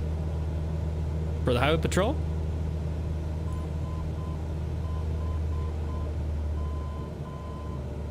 Roll out on your heading towards Seaford and consider recentering the CDI again. If not, then holy shit, there's a guy that looks and sounds just like him.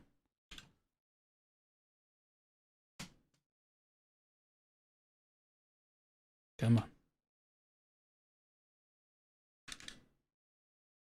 Yeah, lol, but he doesn't sound like this British air traffic controller. Oh, okay. I was about to lose my fucking mind, man. Like, Brian Cox isn't in Super Trips? Ah! Oh, shit. Who are you thinking of? Only other Brit I know is fucking Jude Law and Harry Potter.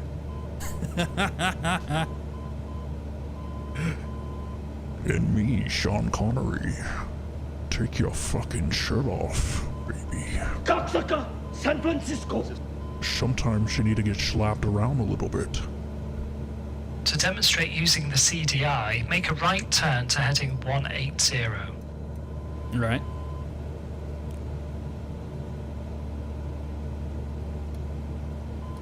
His name is Brian Cox. He's like Neil Tyson but not a douche. Wait, so there's 2 Brian Coxes? I'm confused Row now. out on heading 180 and watch the CDI bar.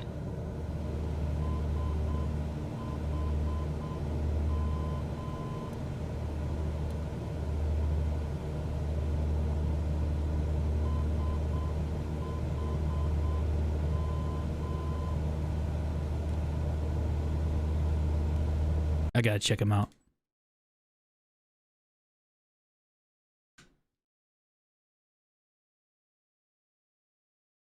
God damn it.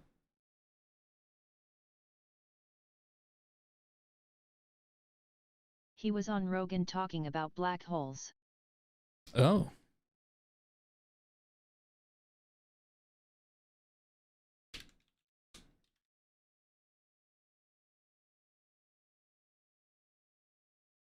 Let's see this guy.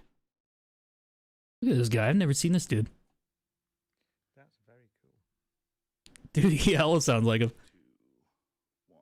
Yeah, a guy named his online Twitter or his Instagram. In the universe, you need to know those things. It's a framework within which you can think. Dude, he sounds just like him. When you're talking about trillions and billions and all those zeros, my brain just goes numb. There's this lack of comprehension that I'm well aware of, like potential evidence, and that means that actually the universe could have always been there, eternal. And when I talk to people, sometimes they get a bit. Some people get upset about that. Some people would rather it had a beginning, and the idea that it might have been around forever is more frightening somehow than the fact that it began. And it's interesting the way that people's minds work. What terrifies you the most, an eternal universe or a finite universe? I actually thought he did the voice for your game for a second. Yeah. Well, who knows, man? Maybe he was down on his luck for a minute before he met Joe Rogan.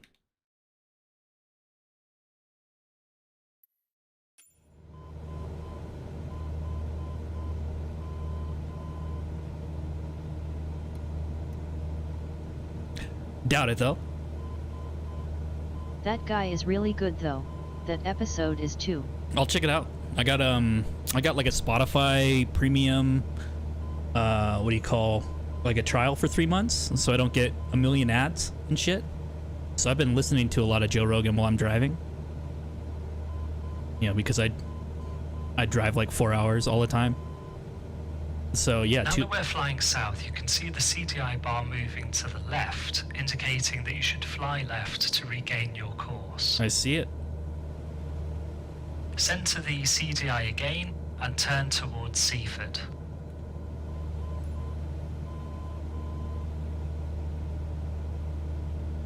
Yeah, but I usually drive, like, majority of my trips are like 4 hours of driving, you know, each direction. Turn towards an eternal universe. And so 2 episodes of the Joe Rogan Remember podcast to maintain get the job done. 2,000 feet throughout this lesson. Oh shit. Yeah, I'm not even looking at that. My bad.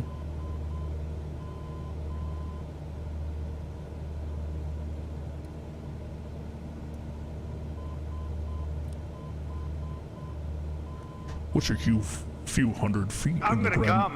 Oh, Jesus. What's a few hundred feet in the grand scheme of things?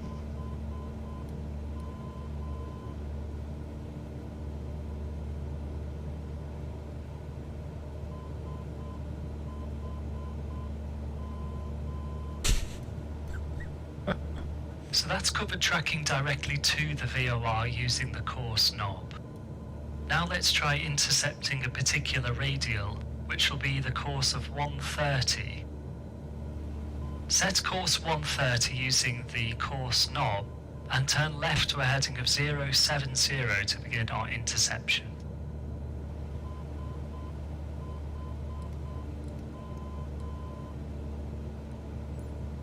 Okay. Left 70.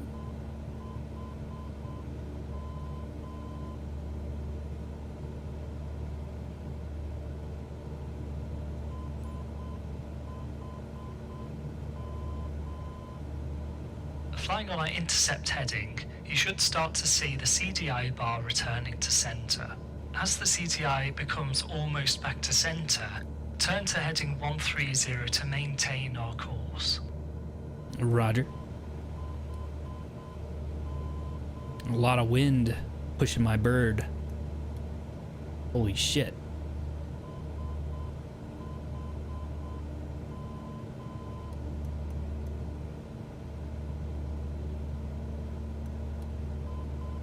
Yeah, it's giving me so much headwind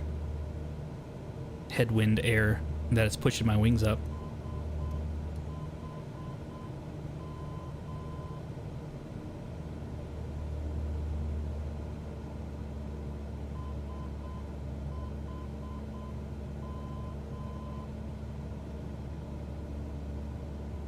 Okay. Basically wait for this to get centered, and then I make a right turn to 130.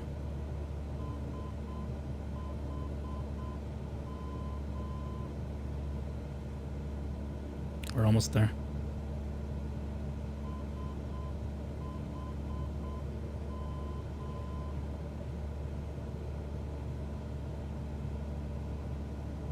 Okay, now I make my right turn, 130.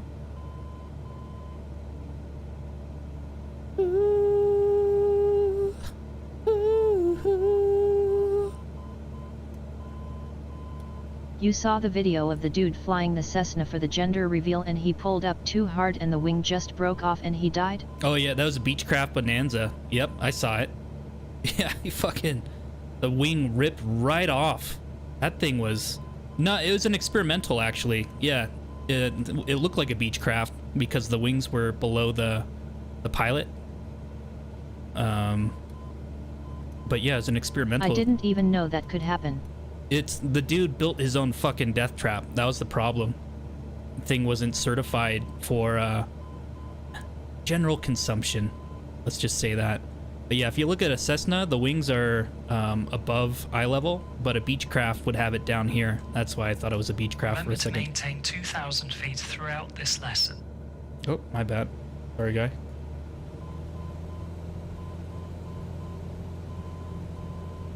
Either way, yeah, that's a shame, dude.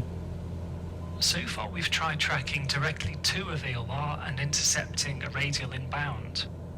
Next we'll try to intercept a radial outbound. With the glass cockpit, we don't need to consider to or from indications, just set the course. You want to see the fucking... Yeah, that S. You want to see a fucking creepy video that I saw the other day? Like, what the hell were people thinking? I'm gonna go on x.com. Oh man, I'm not signed in on here, am I? Yeah, I'm probably not. There we go. Great. Yeah, show my fucking email address. Thank you. All right. There was creepy. Damn it. Fuck. Here, let me put it on another screen real quick. I don't want my fucking... my personal info showing up on there.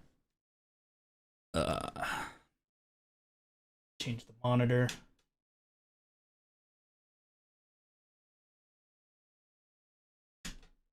Yeah, it was just about to put the fucking local groups I followed on screen. That would have been nice.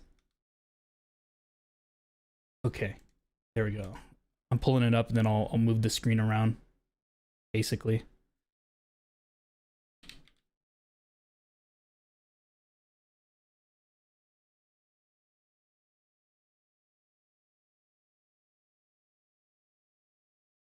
Almost there. All right, there's a few ones. There's a few ones. All right, so this one's awesome.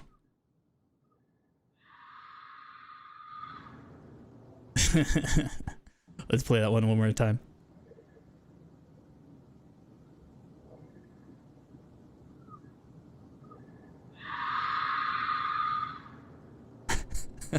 That's what a mountain lion sounds like. All right, and then if you go deeper in this one, you see what the cops listen to.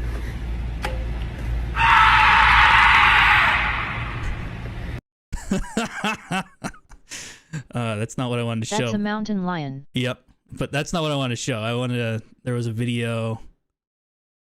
This one right here. Look at this motherfucker.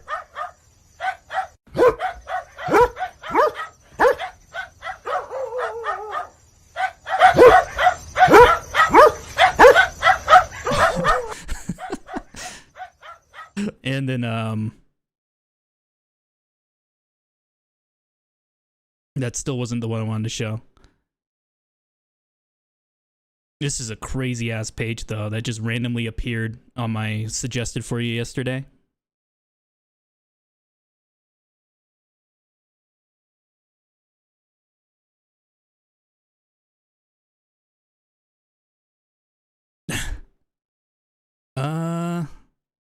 They might have removed it. Yeah, I've already scrolled past where it should have been. But there was basically oh, there it is, right there. Look at this shit. All right. So Russians are crazy to begin with, right? So this lady's taking a cold plunge in this hole that their family just dug. They didn't know that she was going to jump in that way, for one. And then two, what do you think is underneath a river of ice? I'll let you guess.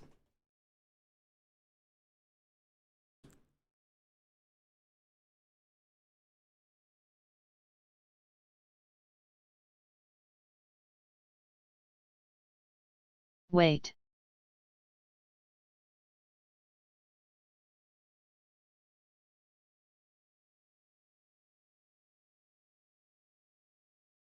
All right, so there's generally a flowing river underneath. You see that? You see how she doesn't go straight? I hope she lives. Well, you could hope in one hand. Ребята, ушла быстрее! Быстрее все сюда! Все сюда! О! Туда, Юра, Юра, туда! Юра! Yep, and that's it. That's the last shot of her. Fucking, according to the sources, it's the Christian Orthodox Epiphany, celebrated on January 19th. All right. Epiphany commemorates the baptism of Jesus in the River Jordan. To mark the event, many Orthodox Christians submerge themselves in holes of icy water. They may dip themselves 3 times in the water to honor the Holy Trinity. And then there was a shot of the rescue divers somewhere in this thread. Yeah. And I mean, I've been called to do something like this in Tahoe before, but you know, Tahoe's not a river. And usually when you dip yourself into these holes, you're supposed to have some sort of rope that you're holding on to the entire time. You're not supposed to jump in and just pretend everything's going to be fine. Because this is the only bit of air you got. It's the only bit of freedom you got. Look how thick that shit is too. Yeah, take a look at that. It's like 5 inches minimum. All right, you can't pound yourself out, right? And even when you're scuba diving in this stuff, you need to make sure that someone's above the surface area with an axe, or somebody's keeping that area warm for you to come back out, because it will seal back up on you in no time. to the point to where the knife that you have with you isn't enough. It's not like True Lies where you could just cut out, you know, cut out where you want to go. It seals within half an hour, just so easily, and you get lost. Yeah, when you're underwater, and there's ice above you, you only see like a reflection of yourself. It's really disorienting. You follow the air bubbles to see if they will lead to a hole somewhere. Yep, but dude, that video was creepy, man. Just thinking about how easy it is to go. Just gone. All right, well, back to flying a death can. Wish to fly. With the bearing needles, it makes the transition period between tracking in and tracking out easier, as we can pre-select our next radial, but still follow the bearing needle in towards the beacon. For now, keep tracking the course 130.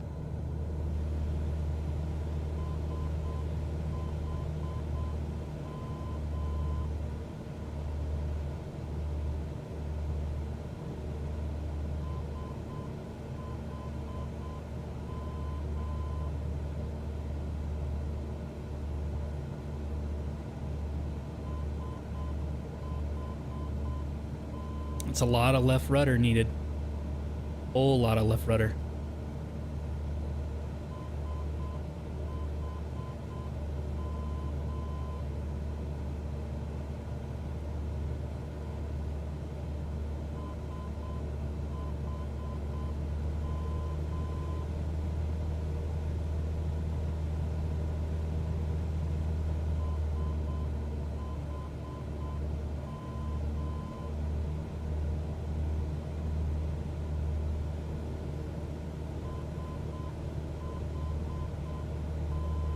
That river was flowing, man. Even the big dude couldn't keep up within just a few seconds of hopping in there.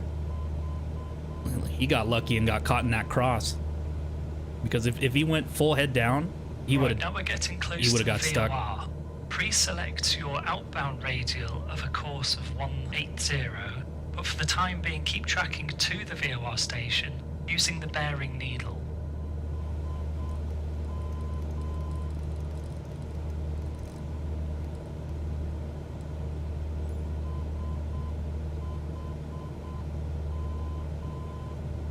And we'll use his blue needle.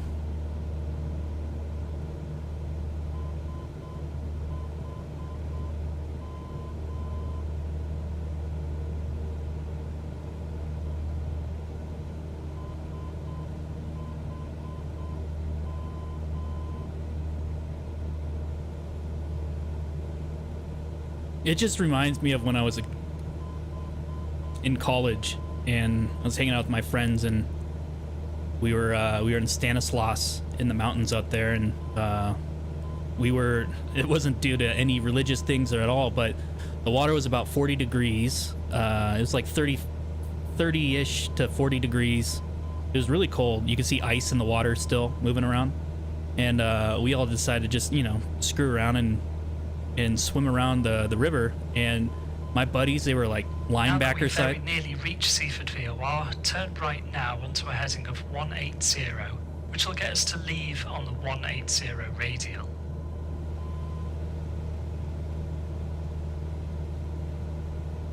They were like linebacker size, professional alcoholics, you know, best friends to ever have. He looked, you know, guy looked exactly like Sam Hyde, right? Sam Hyde's a big fucking dude. And then, yeah, my other friend, he was like a descendant of the Vikings. He looked like he wasn't that far off of being a descendant. Big dudes, and they swam across the river just fine. And when I swam across, they're kind of joshing me and said, I even said it, all right guys, nice knowing you. And then said, all right Nick, come on, get over here. And then they were laughing as I couldn't make it across the river, and then I got sucked underneath the white stream, and it pushed me into this undercurrent, like a kind of like a rip like a vacuum, and it sucked me into the water because it was so fast, and I couldn't get myself to come out of the water. I couldn't get up to breathe for like 20 seconds, and I was trying really hard, and a long story short, it pushed me all the way to a waterfall area, and I was able to grab a rock for a few seconds to see where I was. That's this lesson complete. Now you've tried tracking to and from NDBs, VORs, and intercepting particular radials with both analog and glass instruments. Nice. Yeah, so I was grabbing onto a rock to see, just to get myself out of the water, and my fingers slipped because it was just pulling so hard. And so I continued to get closer and closer to that waterfall area. And it was probably, it wasn't the biggest waterfall, but it was big enough to kill you. There's a bunch of rocks at the bottom of the waterfall that the water hit before it went back into like a smaller river area, like a smaller stream. And so I knew it was coming because we walked all the way up there, and we knew which direction the water flowed. And just being underwater for that long, again, it pushed me into these rocks that was basically the last step before the waterfall. And when I pulled myself up before going back underwater, I would just hear my friends yelling, "Nate! Nate! God damn it, Nate!" And then just underwater again. I was able to pull myself back up, but before I did, I was running out of air. I was seeing black and white and red. I was losing color in my vision. You could barely see anything anyways. You just see mud and silt and white water coming at you. And I'm gonna come. And then I was able to see some light as I was grabbing on the rocks underwater. And I pulled my face into that light, and I trapped the water from exiting, and I took a deep breath. And then I was able to pull myself up above the rocks after that. And after I pulled myself up on the rocks, I was so fucked up. Man, I was just bloody all over. And I was just kind of sitting there for a good 5 minutes, just kind of getting my bearings back. And then I was able to jump from rock to rock to rock to the other side. I wasn't on the side that my friends were at, but they were working their way back to get to me. But I was able to get to where I started, basically on that side of the river. And dude, I was just inches away from dying. Multiple times. It was nuts, man. And then the ladies that were waiting for us at the park, they knew something was up. I was fucking covered in blood. I looked like Arnold from Predator at the end. Yet almost drowning messes your day up. Yep. But hey, it made for one hell of a barbecue later.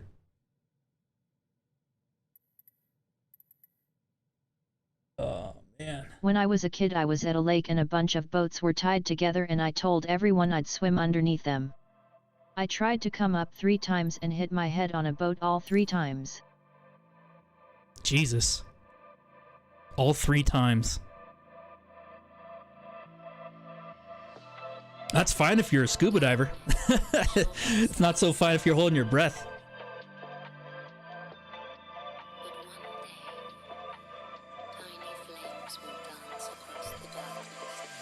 Yeah, that's scary, man. Especially when the boats are next to each other. Kind of giving that motion back and forth. Starting to go black, and I somehow got in between 2 of them.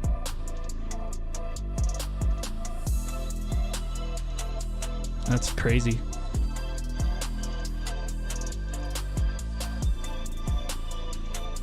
Would your did go underwater for a month. Not even in the bathtub, right? I didn't go under the water for a month.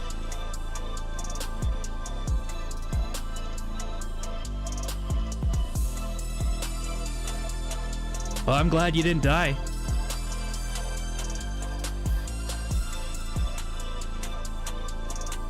Yeehaw. Yep. Wear your dive gear. Oh my god. I think I wish you didn't have to invest so much money to become a scuba diver. Just having like a spare air bottle anytime you go swimming, so something that just clips to your chest or clips to your waist like a belt, easily save a life. Save 1,000 lives a year.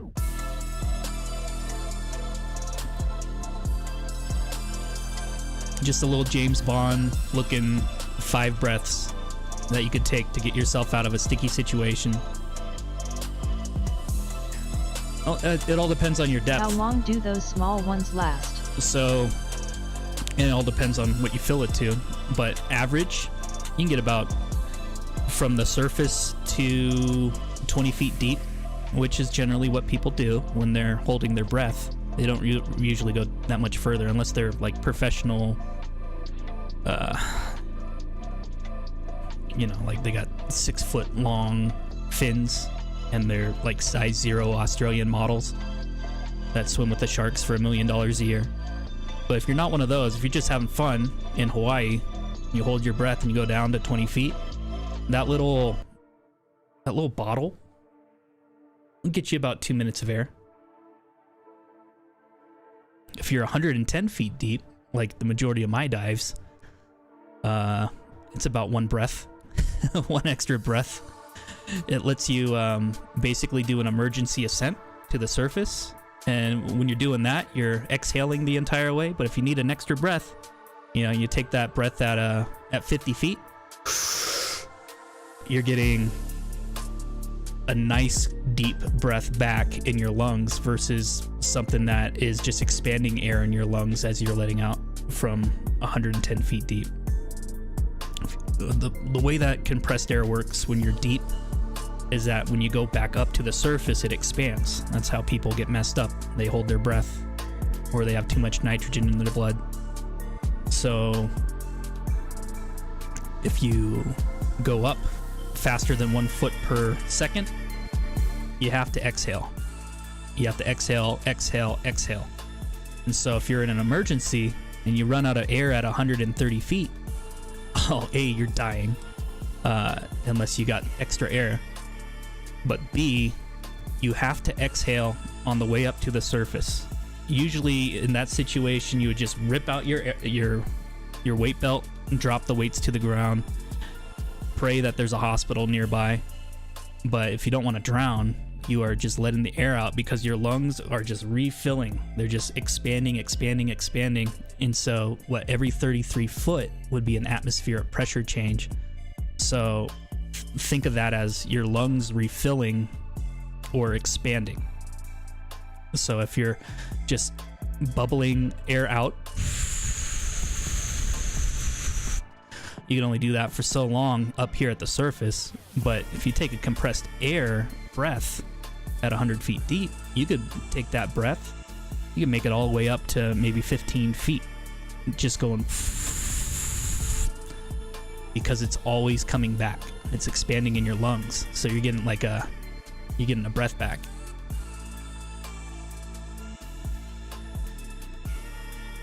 I have no desire to ever scuba dive or snorkel or any of that shit. I'll boogie board and body surf all day, but that scuba juice isn't worth the squeeze to me. Oh man, you'd take that back if they had like a Hawaii tour around 20 feet, because you can't get hurt. Can't get hurt doing that shit. 20 feet to like 30 feet.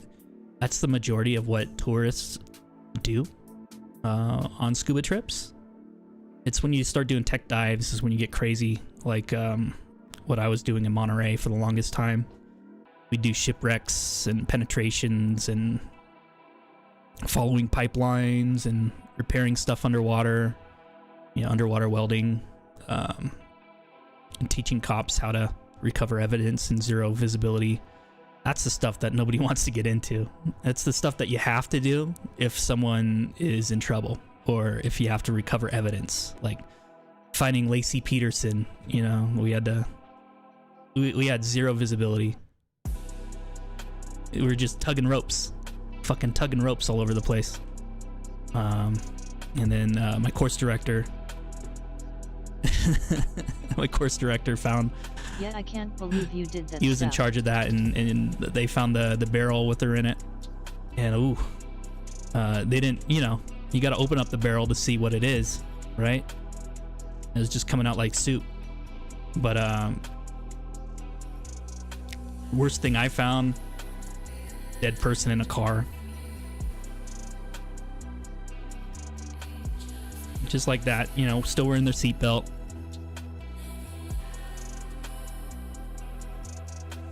Oh yeah. Yeah, you can't be claustrophobic in a scuba diver. I would teach people how to scuba dive. That makes me feel claustrophobic. Man, we had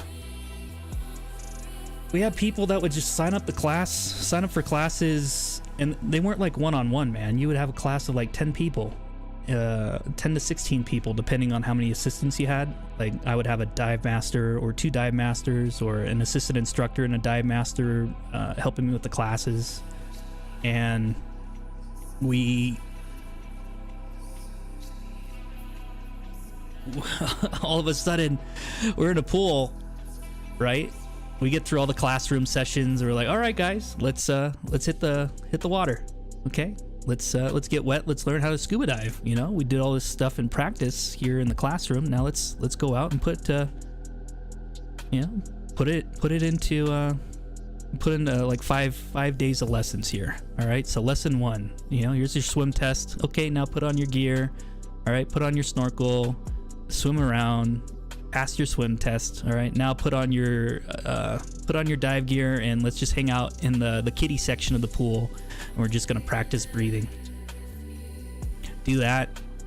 9 out of the 10 students, they're underwater, just going, oh, this is great, right? Their eyes are still out of the water, right? But their mouths are underwater, breathing from the regulator, second stage. And, you know, everything's fine. We get this dude, he fucking puts his nostrils into the water, and like his face turns blue. Like he just loses all color in his skin because he goes instantly into shock. Instantly. He's not even fully underwater. And he's like throwing punches and shit just because he had water go up his nostrils. And he's not even completely underwater. And people like that, you just have to, and they teach us as instructors how to, you know, scenario stuff like that. But it's like some people are so, I don't know, it's not the hydrophobic. I don't know what the word is for being scared of the water. Hydrophobia? Beanbag shotgun. I know hydrophobia is like what happens to people with rabies. Right, that's how they die. When they drink water, their mouth foams because they're scared of drinking water. That's what kills people. But yeah, he was so scared of just going underwater, and then, you know, we make him wait on the edge of the pool, you know, without his dive gear on, just out of the water, maybe legs still in the water with his fins on, asking him if he's okay to come back in. And oh, he was shell shocked. And so I had the assistant instructor take over the class, and I talked to this guy, and he said, yeah, the reason why I'm taking this class is because I drowned and died as a child, and I was brought back to life. And I want to get over my fear of drowning. I'm like, dude, you couldn't tell me this earlier? And so, right? And so,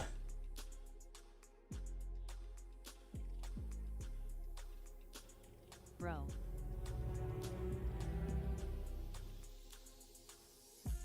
what we ended up doing was doing a one-on-one class with them, and I just showed them breathing techniques with the snorkel, and I eventually got him to be confident breathing, just holding his breath underwater and pinching his nose. And say, hey, if you don't get the water going down your nose or up your nose, you're not going to feel that. You're not going to feel that bone move in your nostrils that makes you flee, right? Because that's what it was. It's that little tickle that happens in your nose that freaks everyone out. And so he got confident doing that. And I said, all right, now just take your fingers off your nostrils and just exhale out of your nose the entire time. All right, if you're breathing in your mouth, exhale out your nose. You'll never have water go up your nose. And then so he got confident doing that. And then so we started putting dive gear on him. It turns out this motherfucker becomes a scuba instructor. And to this day, we still talk. You know, it's just little things, man. Little things lead to overcoming your fears.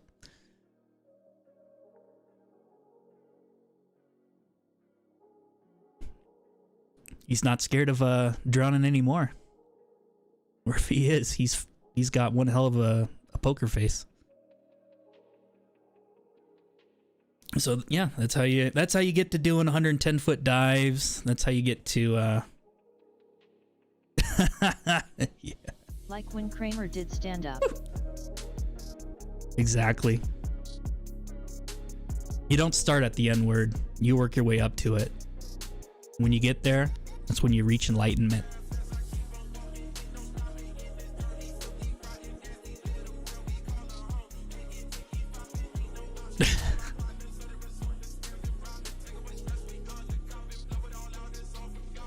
What else?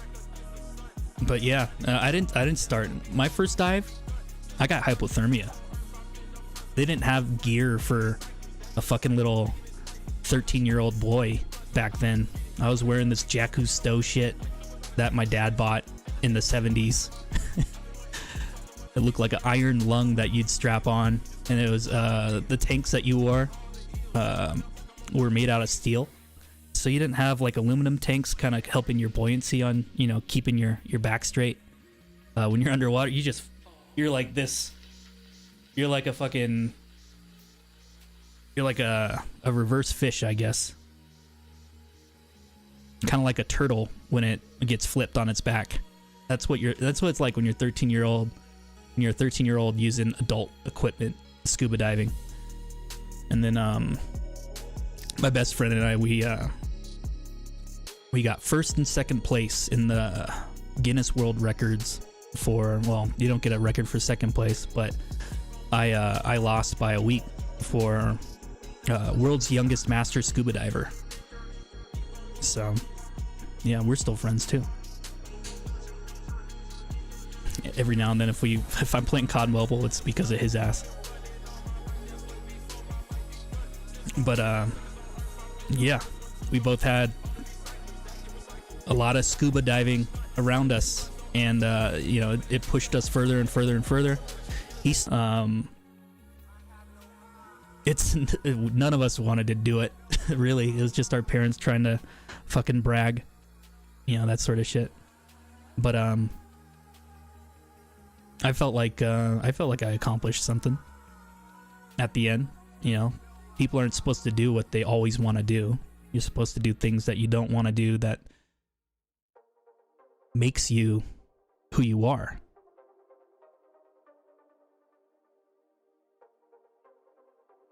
You know, nobody wants to pick up dog shit. It's definitely important and undesirable, those body retrieval missions. Yeah. Yep. It's just a shame that there was a class that I started teaching these people and then moved away, and so other people finished teaching them. And one of the officers, yeah, he died. Not during the class, but after certification. And those wreck dives are actually sick. The wreck dives are awesome, man. I love wreck dives. I'll have a stream where I just show the wreck dive footage. If I can get them in the right order, because it's tough when you have. Oh, it's actually cooler at night, man. You got a lot more life. Diving in the ocean at night would be a nightmare too. If you want to see octopuses and whales, like eye to eye. Yeah, do that stuff at night. They'll come out. They'll come right to you because you have a light. And like giant squid. That's the scary one. Seeing everything kind of glow with the bioluminescence. Yeah. It's cool, man. I mean, wouldn't you wanna be like eye to eye with a white tip reef shark, just full of testosterone?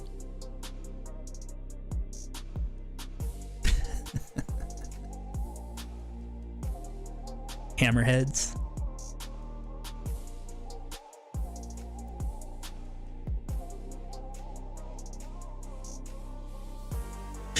Like that guy.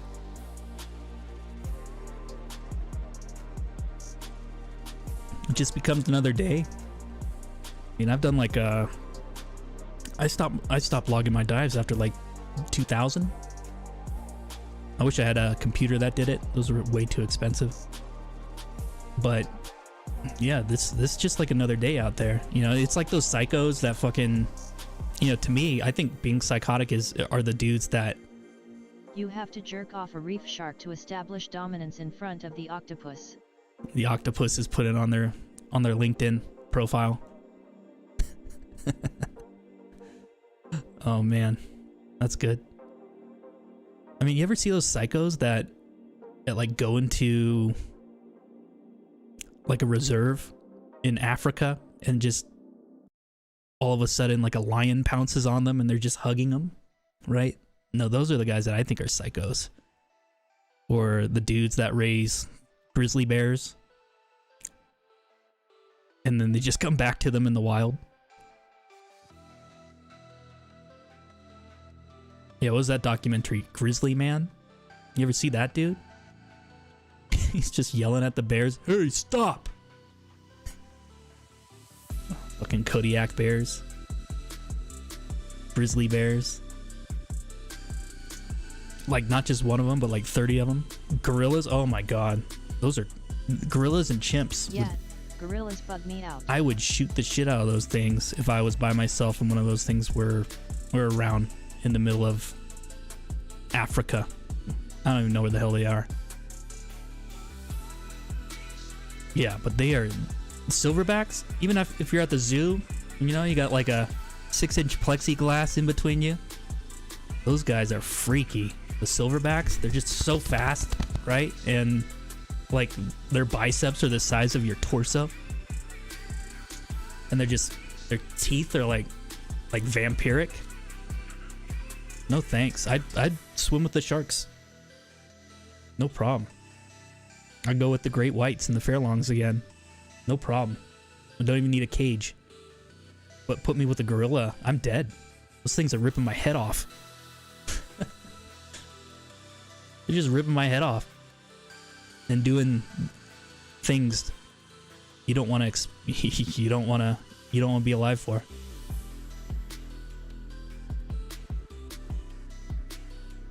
But yeah, good times. I think I'll do this again in about a week. Or a week and change. Actually, no. We're getting closer to Christmas. I'll do another flight in about a month. Flight stream in about a month. It's gonna be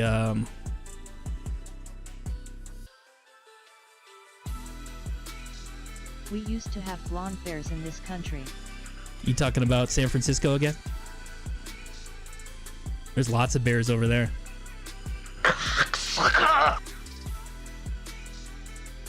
No. Settlers wrote about blonde bears bigger really? than grizzlies. I gotta look this up.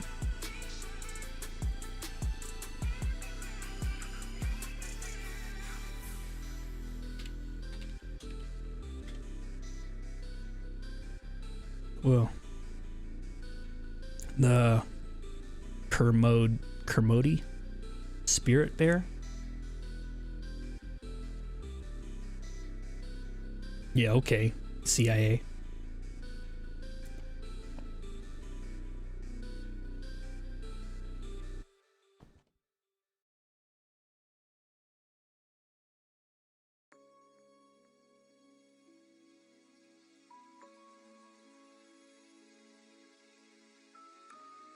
Blonde grizzlies.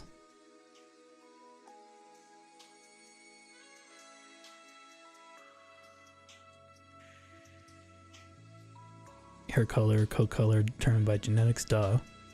It's not caused by a randomizer. Glacier bear.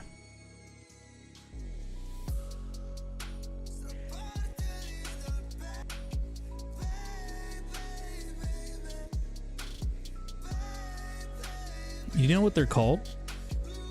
Those blonde bears?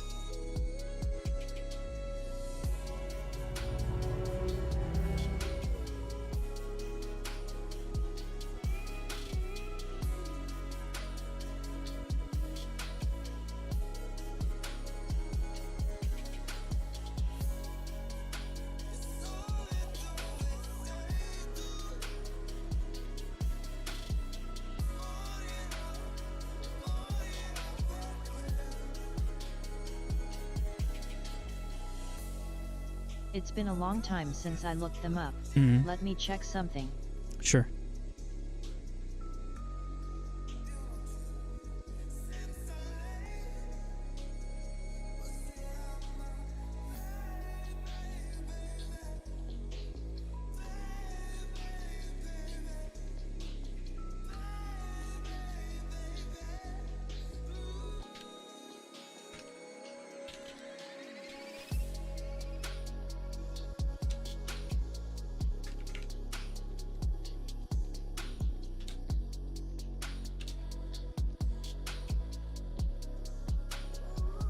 Prehistoric bear species.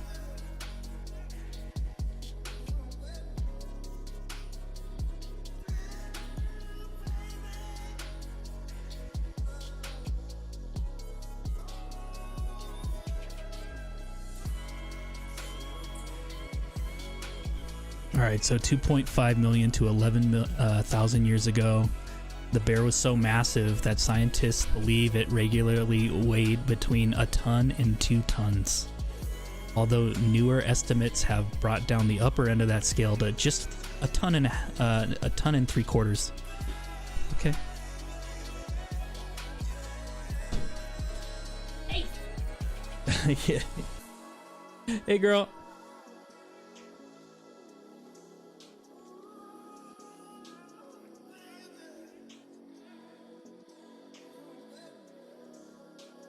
Ooh, the cave bear. That's probably what it was called. Oh no, that's Europe. The short-faced bear? I've heard of the short-faced bear.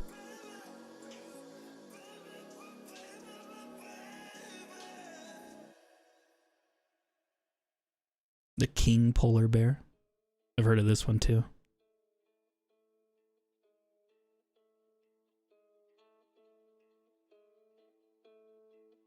I'll look it up then and send it to you. Yeah, sounds good, man. Hey, wife just got home. Gonna make some dinner. We're gonna have a good rest of our night. Catch our drift.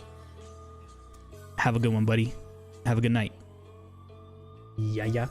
Yeah, yeah. Yeah, yeah.